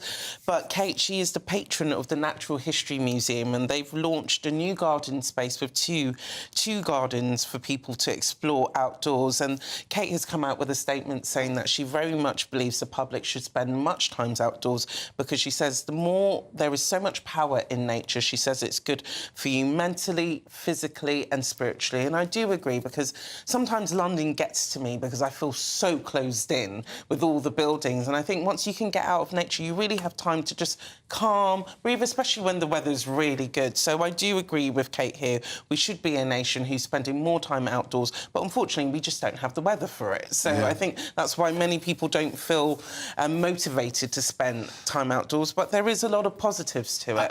I think people in London don't really appreciate how hemmed in they are until they go elsewhere. That's it. Yeah. You go to the countryside, the air is much more fresher.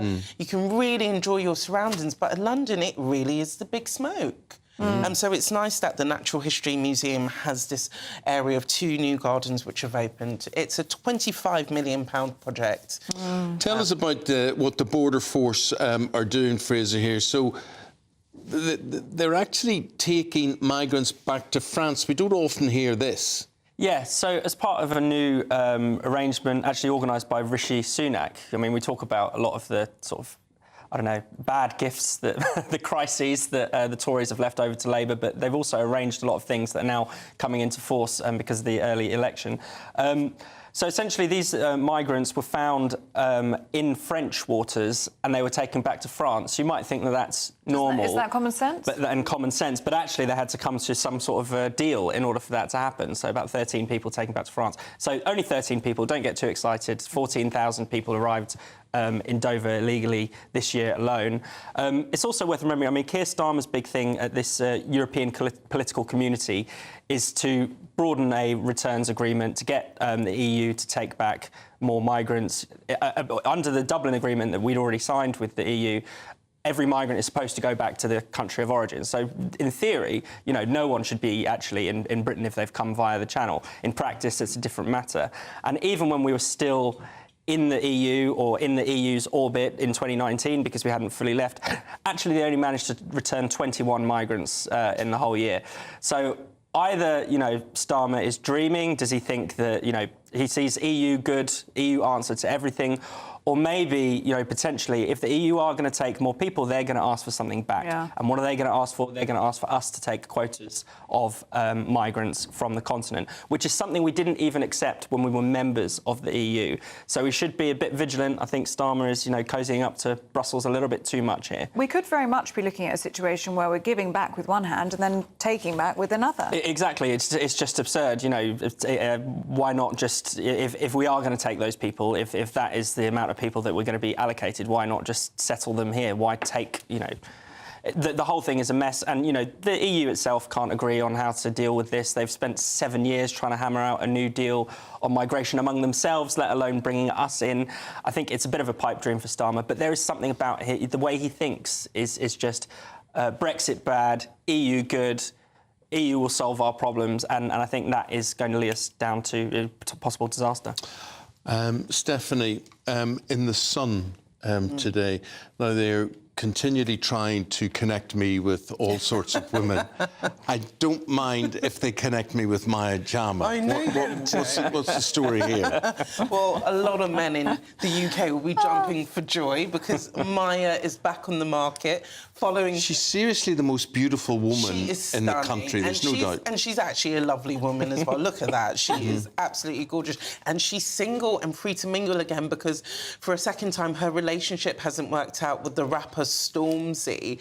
And, you know, they were forced to put a statement out this week saying that, look, we tried, we were together for 5 years, we had 5 years apart, and now we got back together and we tried to relearn each other, rekindle, but it hasn't worked out. You know what they say, if it didn't work out the first time, it's very little chance of it working out the second time.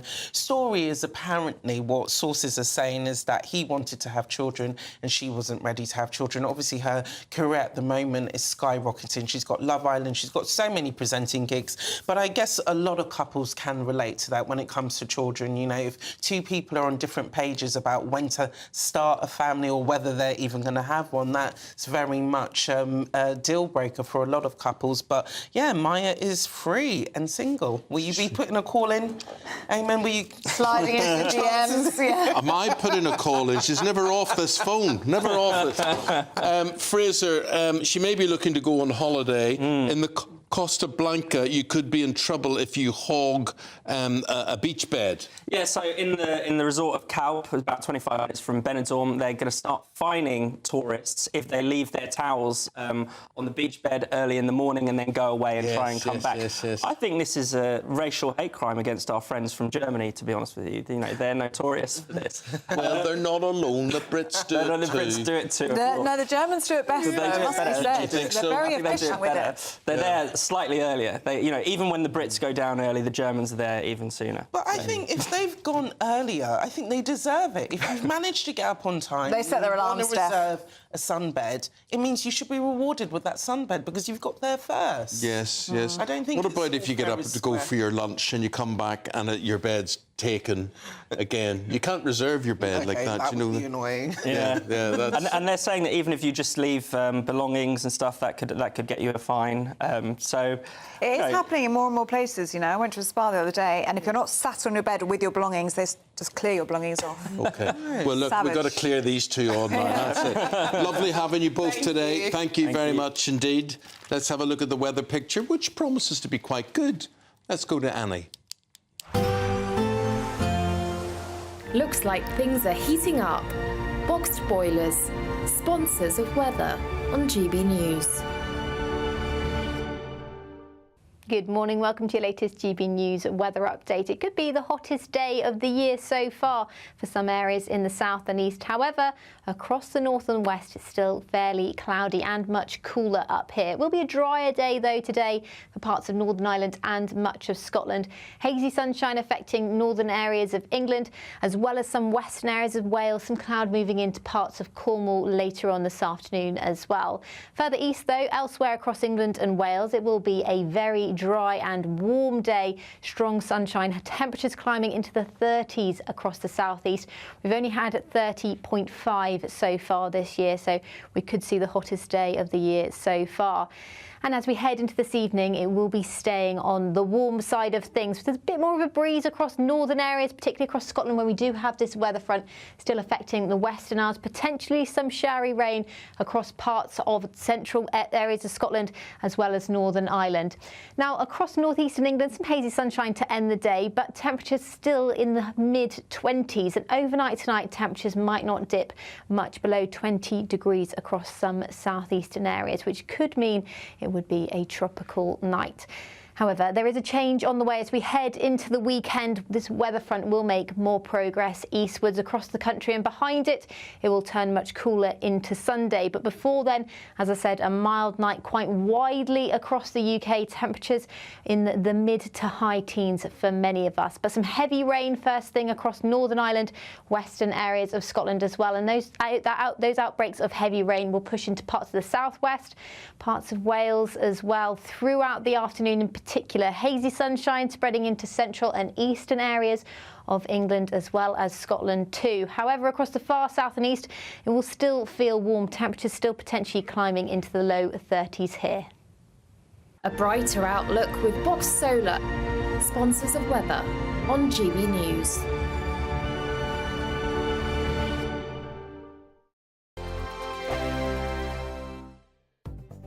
The latest GB News travel. Good morning, I'm Russell Holding. In Staffordshire, the A38's closed southbound from Orrwards to Hillard's Cross at Lichfield for emergency repairs to a burst water main. On the M6 in the West Midlands, 2 out of 4 lanes are closed southbound after an accident at junction 10. The Walsall-Wolverhampton turn is taking half an hour in queues from junction 11. At Cannock in Northamptonshire, the A43 is closed northbound from the A14 to Rockingham Road at Kettering because of a fuel spill. There are queues back on the A14 each way from junction 3 and from junction 8. The M25 in Essex is partly blocked clockwise by an accident just before junction 26 at Waltham Abbey, with queues from junction 25 for the A10. In London, the Strand underpass is closed because of an accident, with queues back over Waterloo Bridge. Redcliffe Gardens is closed off Old Brompton Road in Earl's Court because of a fire. And in Monmouthshire, the A4810 is closed each way at Llandybeni for an investigation. And that's the latest. You can stay up to date throughout the day by visiting our website, gbnews.com.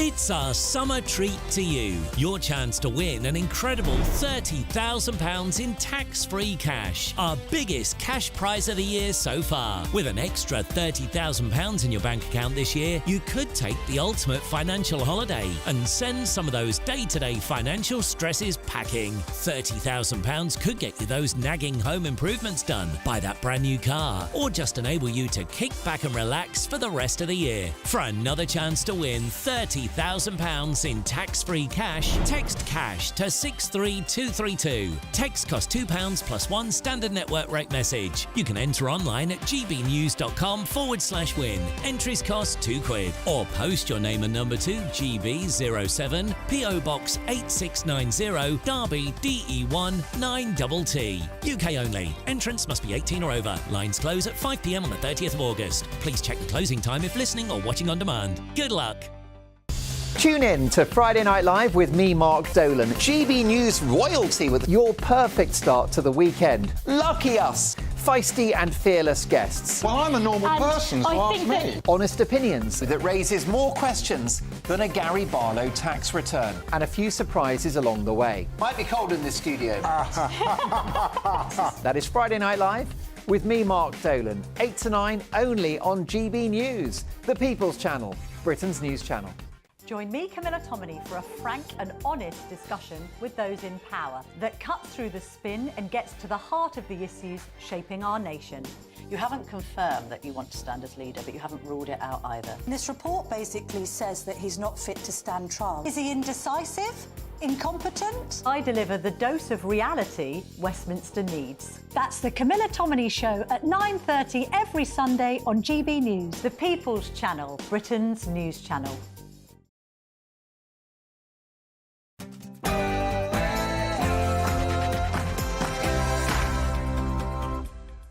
Good morning to you. Carnage on our streets as Leeds descends into chaos. Police cars overturned, fires are lit on the roads and a bus is set alight as locals are told to stay at home.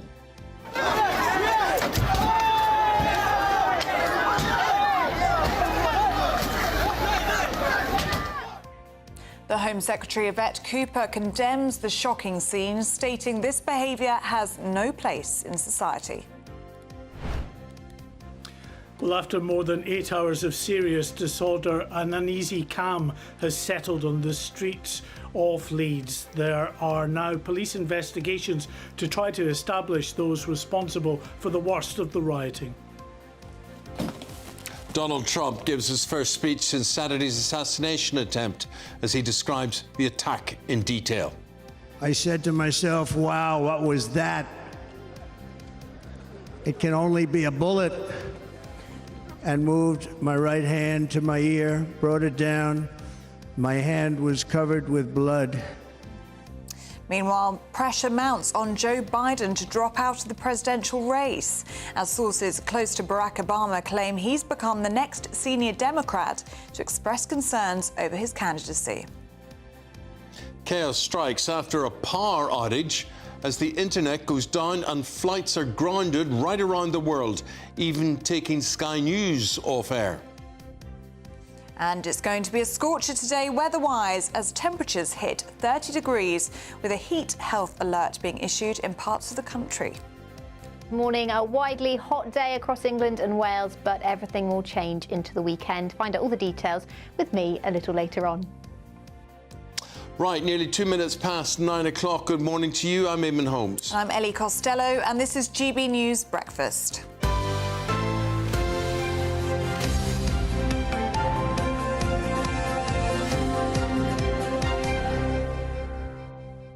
Chaos in Leeds last night. A major riot erupted. Northeast Leeds we're talking about here.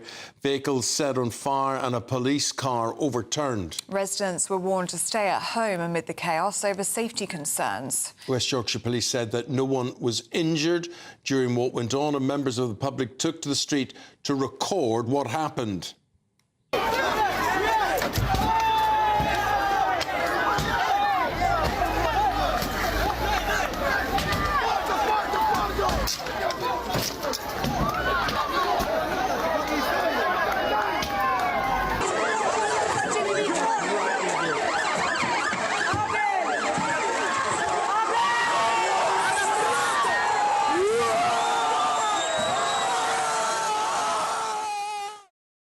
Well, we're joined now by GB News Home and Security Editor Mark White. Mark, shocking footage on our screens there. What do we understand about what happened?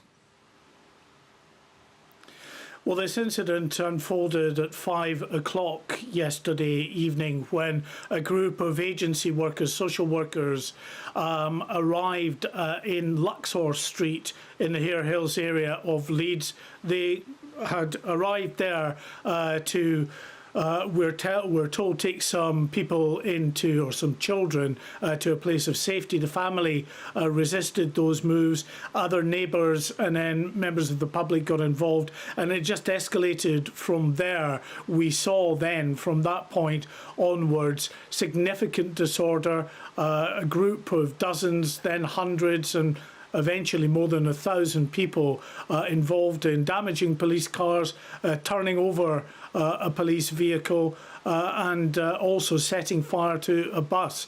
Now, the company at the centre of this first bus had 2 buses in the area that they say were attacked by rioters. They said that the buses had passengers and clearly drivers on board, but they'd managed to get them to safety before one of the buses was set on fire and destroyed. And we've seen very disturbing images as well that show the police coming under a hail of missiles, rocks, bricks, rubble, other missiles that were fired towards those West Yorkshire police officers as they turned up there to try to bring the situation under control. Thank you, Mark. Thank you very much indeed. Former President Donald Trump said he had God on his side during Saturday's assassination attempt as he was met with raucous applause at the Republican convention. When I heard a loud whizzing sound and felt something hit me really, really hard on my right ear, I said to myself, wow, what was that? It can only be a bullet. And moved my right hand to my ear, brought it down. My hand was covered with blood, just absolutely blood all over the place. I immediately knew it was very serious, that we were under attack, and in one movement proceeded to drop to the ground. Bullets were continuing to fly as very brave Secret Service agents rushed to the stage, and they really did. They rushed to the stage. Well, it was one of the longest nomination acceptance speeches in living memory, and he promised to be president for all of America, not just those who supported him. Let's go now to Ray Addison. He was there in Milwaukee. Here's his report. You want to really see something that's said, take a look at what happened. On Saturday, America was stunned as Donald Trump was shot by a lone gunman while speaking at a rally in Pennsylvania. His immediate response, the call to fight, and his show of strength whilst he stood bloodied but unbowed, instantly becoming an iconic moment in American history. In the hours that followed, the former president said he'd ripped up the speech he planned to give here at the Republican National Convention in Milwaukee and would now call for unity. It seemed the showman had been replaced by a statesman, and even doubters in his party rallied to his call. Tonight, we got to hear that message. Together we will launch a new era of safety, prosperity, and freedom for citizens of every race, religion, color, and creed. The discord and division in our society must be healed. We must heal it quickly. We rise together or we fall apart. I am running to be president for all of America, not half of America, because there is no victory in winning for half of America. So tonight, with faith and devotion, I proudly accept your nomination for President of the United States. Thank you.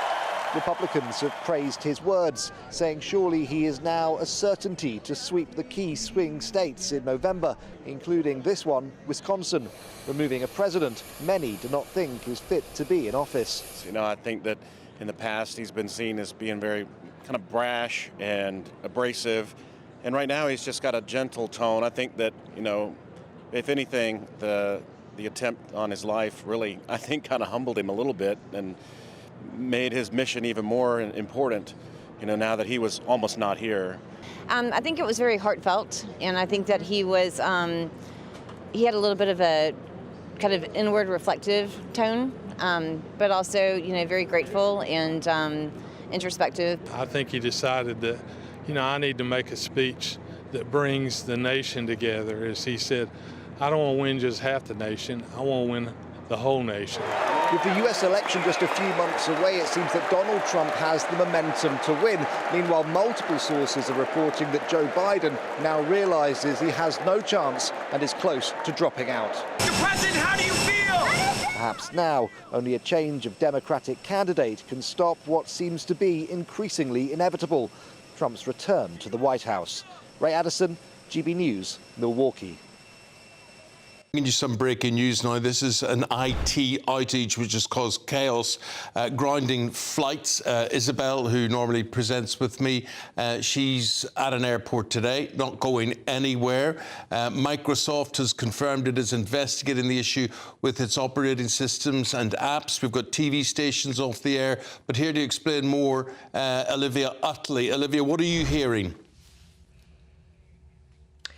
So what's happened, it seems, is that there has been an issue with a global cybersecurity company. We don't yet know how that issue came about, but the result is that media has been taken off air, Sky News is currently off air, and there is, of course, huge chaos at airports all over the world. The main airport in Beijing has almost ground to a halt. Ryanair is telling customers to arrive 3 hours early to the airport, and this is a huge problem because this is, of course, the very beginning of the proper holiday season. We were expecting this to be the busiest day for British airspace since 2019. This is the first return, really, to proper foreign holidays since the COVID pandemic. There are thousands and thousands of people travelling today. At most airports for now, flights are still running, but check-in is being done manually rather than automatically, which is massively, massively slowing down the process. So the worry is that people will end up missing their flights, even if they are managing to take off. This is a developing situation. The outage started just a few hours ago, and there is no resolution yet. Olivia, thank you very much indeed. Anybody with any insight into that, please do let us know. We'll keep you posted on that whilst we're on air and continue to be on air, hopefully not taken out by the IT outage. What we can offer you is £30,000 in cash. It is the Great British Giveaway. Have a go. It's our summer treat to you. Your chance to win an incredible £30,000 in tax-free cash. Our biggest cash prize of the year so far. With an extra £30,000 in your bank account this year, you could take the ultimate financial holiday and send some of those day-to-day financial stresses packing. £30,000 could get you those nagging home improvements done, buy that brand new car, or just enable you to kick back and relax for the rest of the year. For another chance to win £30,000 in tax-free cash, text cash to 63232. Text costs £2 plus one standard network rate message. You can enter online at gbnews.com/win. Entries cost £2. Or post your name and number to GB07 PO Box 8690 Derby DE1 9TT. UK only. Entrance must be 18 or over. Lines close at 5 p.m. on the 30th of August. Please check the closing time if listening or watching on demand. Good luck. If you did win, you wouldn't even have to spend the money on a sunny holiday because the weather over most of the country today, not all of it, but most of it, hot, very hot where we are this morning, 31 degrees. They are predicting the temperature will reach today. Don't believe me? Let's go to Ellie, who's out there basking. Yes, welcome to Spain, it would seem, Eamon. We're not actually in Spain, I'm on the roof here in London, but wow, it seems as though British summertime is finally here. It's finally got the memo. Already 22 degrees up here at 9:15 in the morning. This is more like it. We're going to be talking about the weather and what's expected today after this short break. Hi there, I'm Michelle Dewberry, and I'm going to take a second to tell you all about my show, Dubes & Co. We start off with the issues of the day. We then bring in both sides of the arguments. We get rid of the disrespect. And then you throw me into the mix. And trust me, I'll tell it exactly how it is. And then, of course, the magic ingredient, you at home. We mix it all together, and what have we got? In my opinion, the best debate show in town. Monday to Friday, 6 till 7 on GB News, Britain's news channel. I'm Patrick Christie's. Every weeknight from 9, I bring you 2 hours of unmissable, explosive debate and headline-grabbing interviews. What impact has that had? We got death threats and the bomb threats on. As time passes, she could have said storm. You made my argument for me. My guest and I tackle the issues that really matter with a sharp take on every story. Went everywhere. Something practical could be done. Or I can become something different. Patrick Christie's tonight from 9 p.m. only on GB News, Britain's news channel. Martin Daubney, weekdays from 3 p.m. King Charles has launched his own aftershave, costing, wait for it, an eye-watering 135 quid for a 100 millilitre bottle, promising buyers that they can smell just like the gardens of his Highgrove country pile.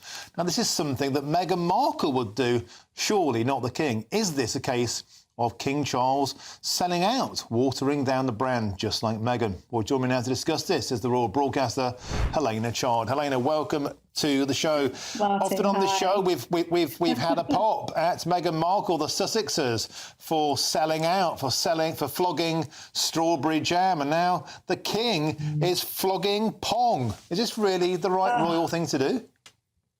Do you know what? So the joy of luxury Highgrove splash, you know, at the end of the day, Highgrove is such a special place, and the Highgrove shop sells amazing things on there. And as we know, the profit actually goes towards charity. So it's the King's Foundation, which was formed in 1986. Profits go towards educational and training, and it's all to do with this sort of sustainable world. But not to forget as well the charitable aspect and the whole ethos of the King's Foundation, and that's so important. This is not just something that's going up on the website and just being sold purely to go into someone's pocket. So I think, you know, all in all, I think everyone should have a look at the Highgrove website and see what's on for sale. I mean, there are lots of really lovely, I think, pretty fairly priced products, and even more so, go and see the gardens. You know, as we know, King Charles is a keen environmentalist, and the gardens are fabulous. GB News, the People's Channel.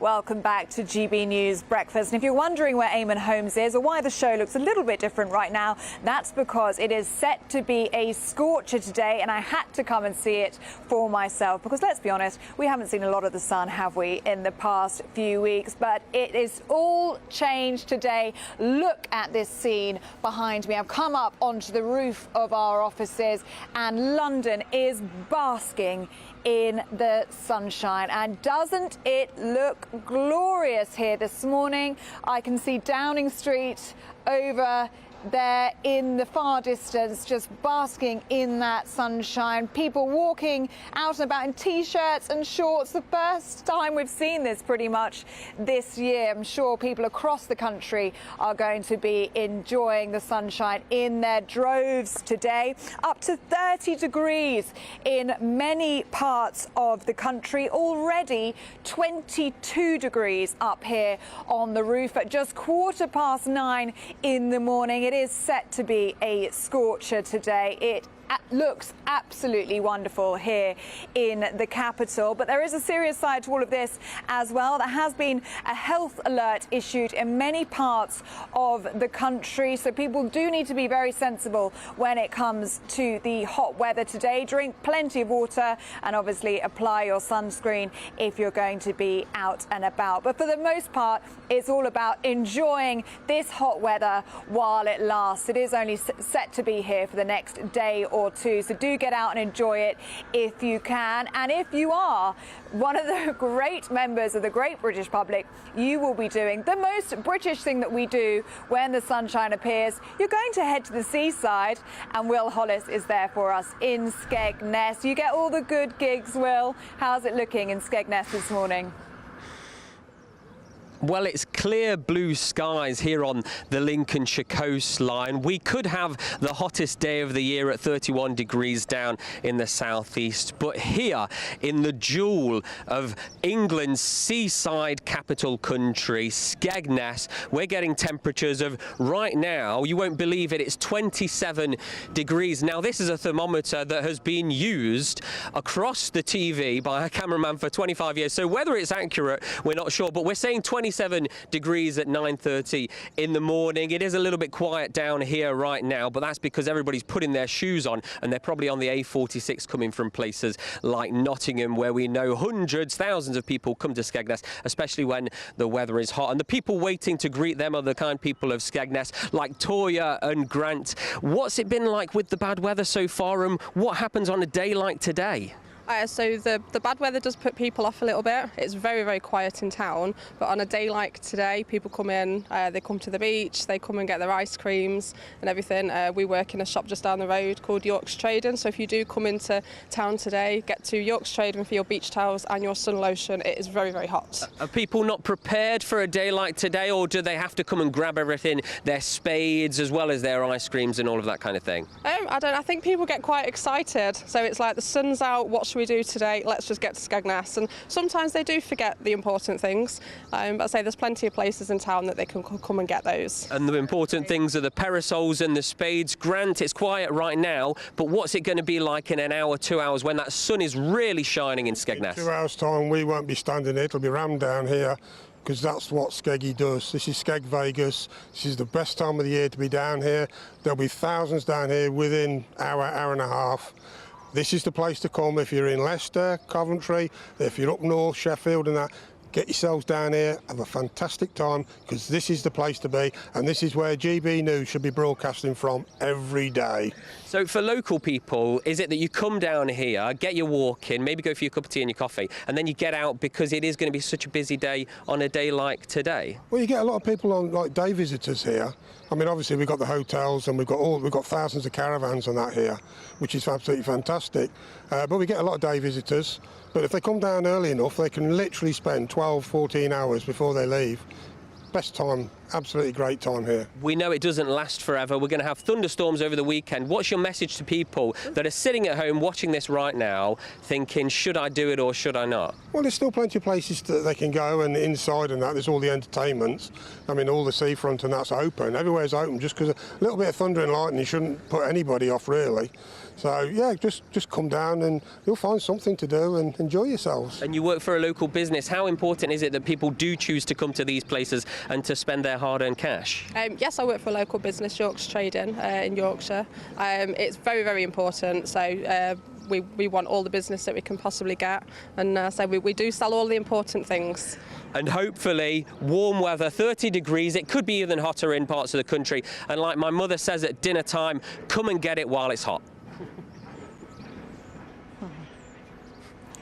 Will Hollis there for us in Skeg Vegas. I love that. I'm going to be using that from now on. Will Hollis, thank you very much indeed. I expect the beaches are going to be absolutely packed today, with people rushing down to the seaside to enjoy this sunshine while it lasts, because let's be honest, it's probably only going to last until the weekend before the thunderstorms start to set in. So do enjoy this view while it lasts. Those beautiful clear blue skies, not a cloud in the sky. We are basking in the sunshine here in London. Up to 30 degrees today, Eamon. You should come up and join me. We want to talk to these two. Beautiful white dress as well for you, Ellie. Just sets the scene perfectly. Right, you hold on. I'll be up shortly. Ben and Nana with Britain's Newsroom at 9:30. Guys, good morning. Good morning. Vision in orange there as well. Thank you. Yeah. It's my birthday outfit. Is it? Yeah, I'm old. Happy birthday. Thank you very much. I've made it. I won't ask how old. Another year. I've done it. Well, it's my granddaughter's birthday today as well. She's 3 today. Oh, bless her. Matter of fact, I'm phoning her right after the programme on a FaceTime thing. Yeah. The best age. It's always 3, 4-year-olds, 5-year-olds. But it's always hot on my birthday. I mean, I think last year was the same thing, and the weather is absolutely gorgeous. Has anybody sung Happy Birthday to you? No, not even my daughter. She didn't sing anything. My son, he's 6. Happy birthday to you. Happy birthday to you. Happy birthday, dear Nana. Yeah. Happy birthday to you. That's really sweet. Thank you. There you are. Right, How old are you? 29 today, Nana? Well, I mean, you know, times 2. He's going to be talking about the weather today. Yes, we are. It's glorious weather, of course. Ellie setting the scene on the roof there. It's the whole reason why I choose to live down south by the seaside, because on the rare days we do get some decent summer temperatures. It's just the best place to be. But as you were saying, it's hard to get parks these days, isn't it? Traffic, yeah. How do you deal with all of that? The tourists as well. I mean, you know, you're there and you think, oh, my life's little idyllic, and then suddenly there's a swarm of people who are all heading to nowhere, but to sit in the sun, which would have been above their own heads where they live. No. I think we've got some climate alarmists on the show saying that, you know, this is the end of the world. Jim Dale, is it? I think he's on holiday somewhere there. He obviously flew there. I think it's one day. It's one day, you know. But also, crucially, the other big story, this IT outage, which is breaking at the moment. Yes. It's not just Britain which has come a cropper. All around the world, parliaments in New Zealand, airports in Australia, Alaskan state troopers in the US. Well, Isabel, who's trying to head off on a plane today, hasn't got anywhere. She's stuck? Yeah, because of all this. Oh, wow. Look, I'll leave you to it. That and lots more, of course. Thank you very much. Thanks for tolerating me today. I'll be back again Monday, 6 through to 9:30. Have yourselves a good sunny day. A brighter outlook with Box Solar, sponsors of weather on GB News. Good morning, welcome to your latest GB News weather update. It could be the hottest day of the year so far for some areas in the south and east. However, across the north and west, it's still fairly cloudy and much cooler up here. It will be a drier day though today for parts of Northern Ireland and much of Scotland. Hazy sunshine affecting northern areas of England, as well as some western areas of Wales. Some cloud moving into parts of Cornwall later on this afternoon as well. Further east though, elsewhere across England and Wales, it will be a very dry and warm day. Strong sunshine, temperatures climbing into the 30s across the southeast. We've only had 30.5 so far this year, so we could see the hottest day of the year so far. And as we head into this evening, it will be staying on the warm side of things. There's a bit more of a breeze across northern areas, particularly across Scotland, where we do have this weather front still affecting the western Isles. Potentially some showery rain across parts of central areas of Scotland, as well as Northern Ireland. Now, across northeastern England, some hazy sunshine to end the day, but temperatures still in the mid-20s. And overnight tonight, temperatures might not dip much below 20 degrees across some southeastern areas, which could mean it would be a tropical night. However, there is a change on the way as we head into the weekend. This weather front will make more progress eastwards across the country, and behind it, it will turn much cooler into Sunday. But before then, as I said, a mild night quite widely across the UK. Temperatures in the mid to high teens for many of us. But some heavy rain first thing across Northern Ireland, western areas of Scotland as well. And those outbreaks of heavy rain will push into parts of the southwest, parts of Wales as well throughout the afternoon. In particular, hazy sunshine spreading into central and eastern areas of England as well as Scotland too. However, across the far south and east, it will still feel warm. Temperatures still potentially climbing into the low 30s here. That warm feeling inside.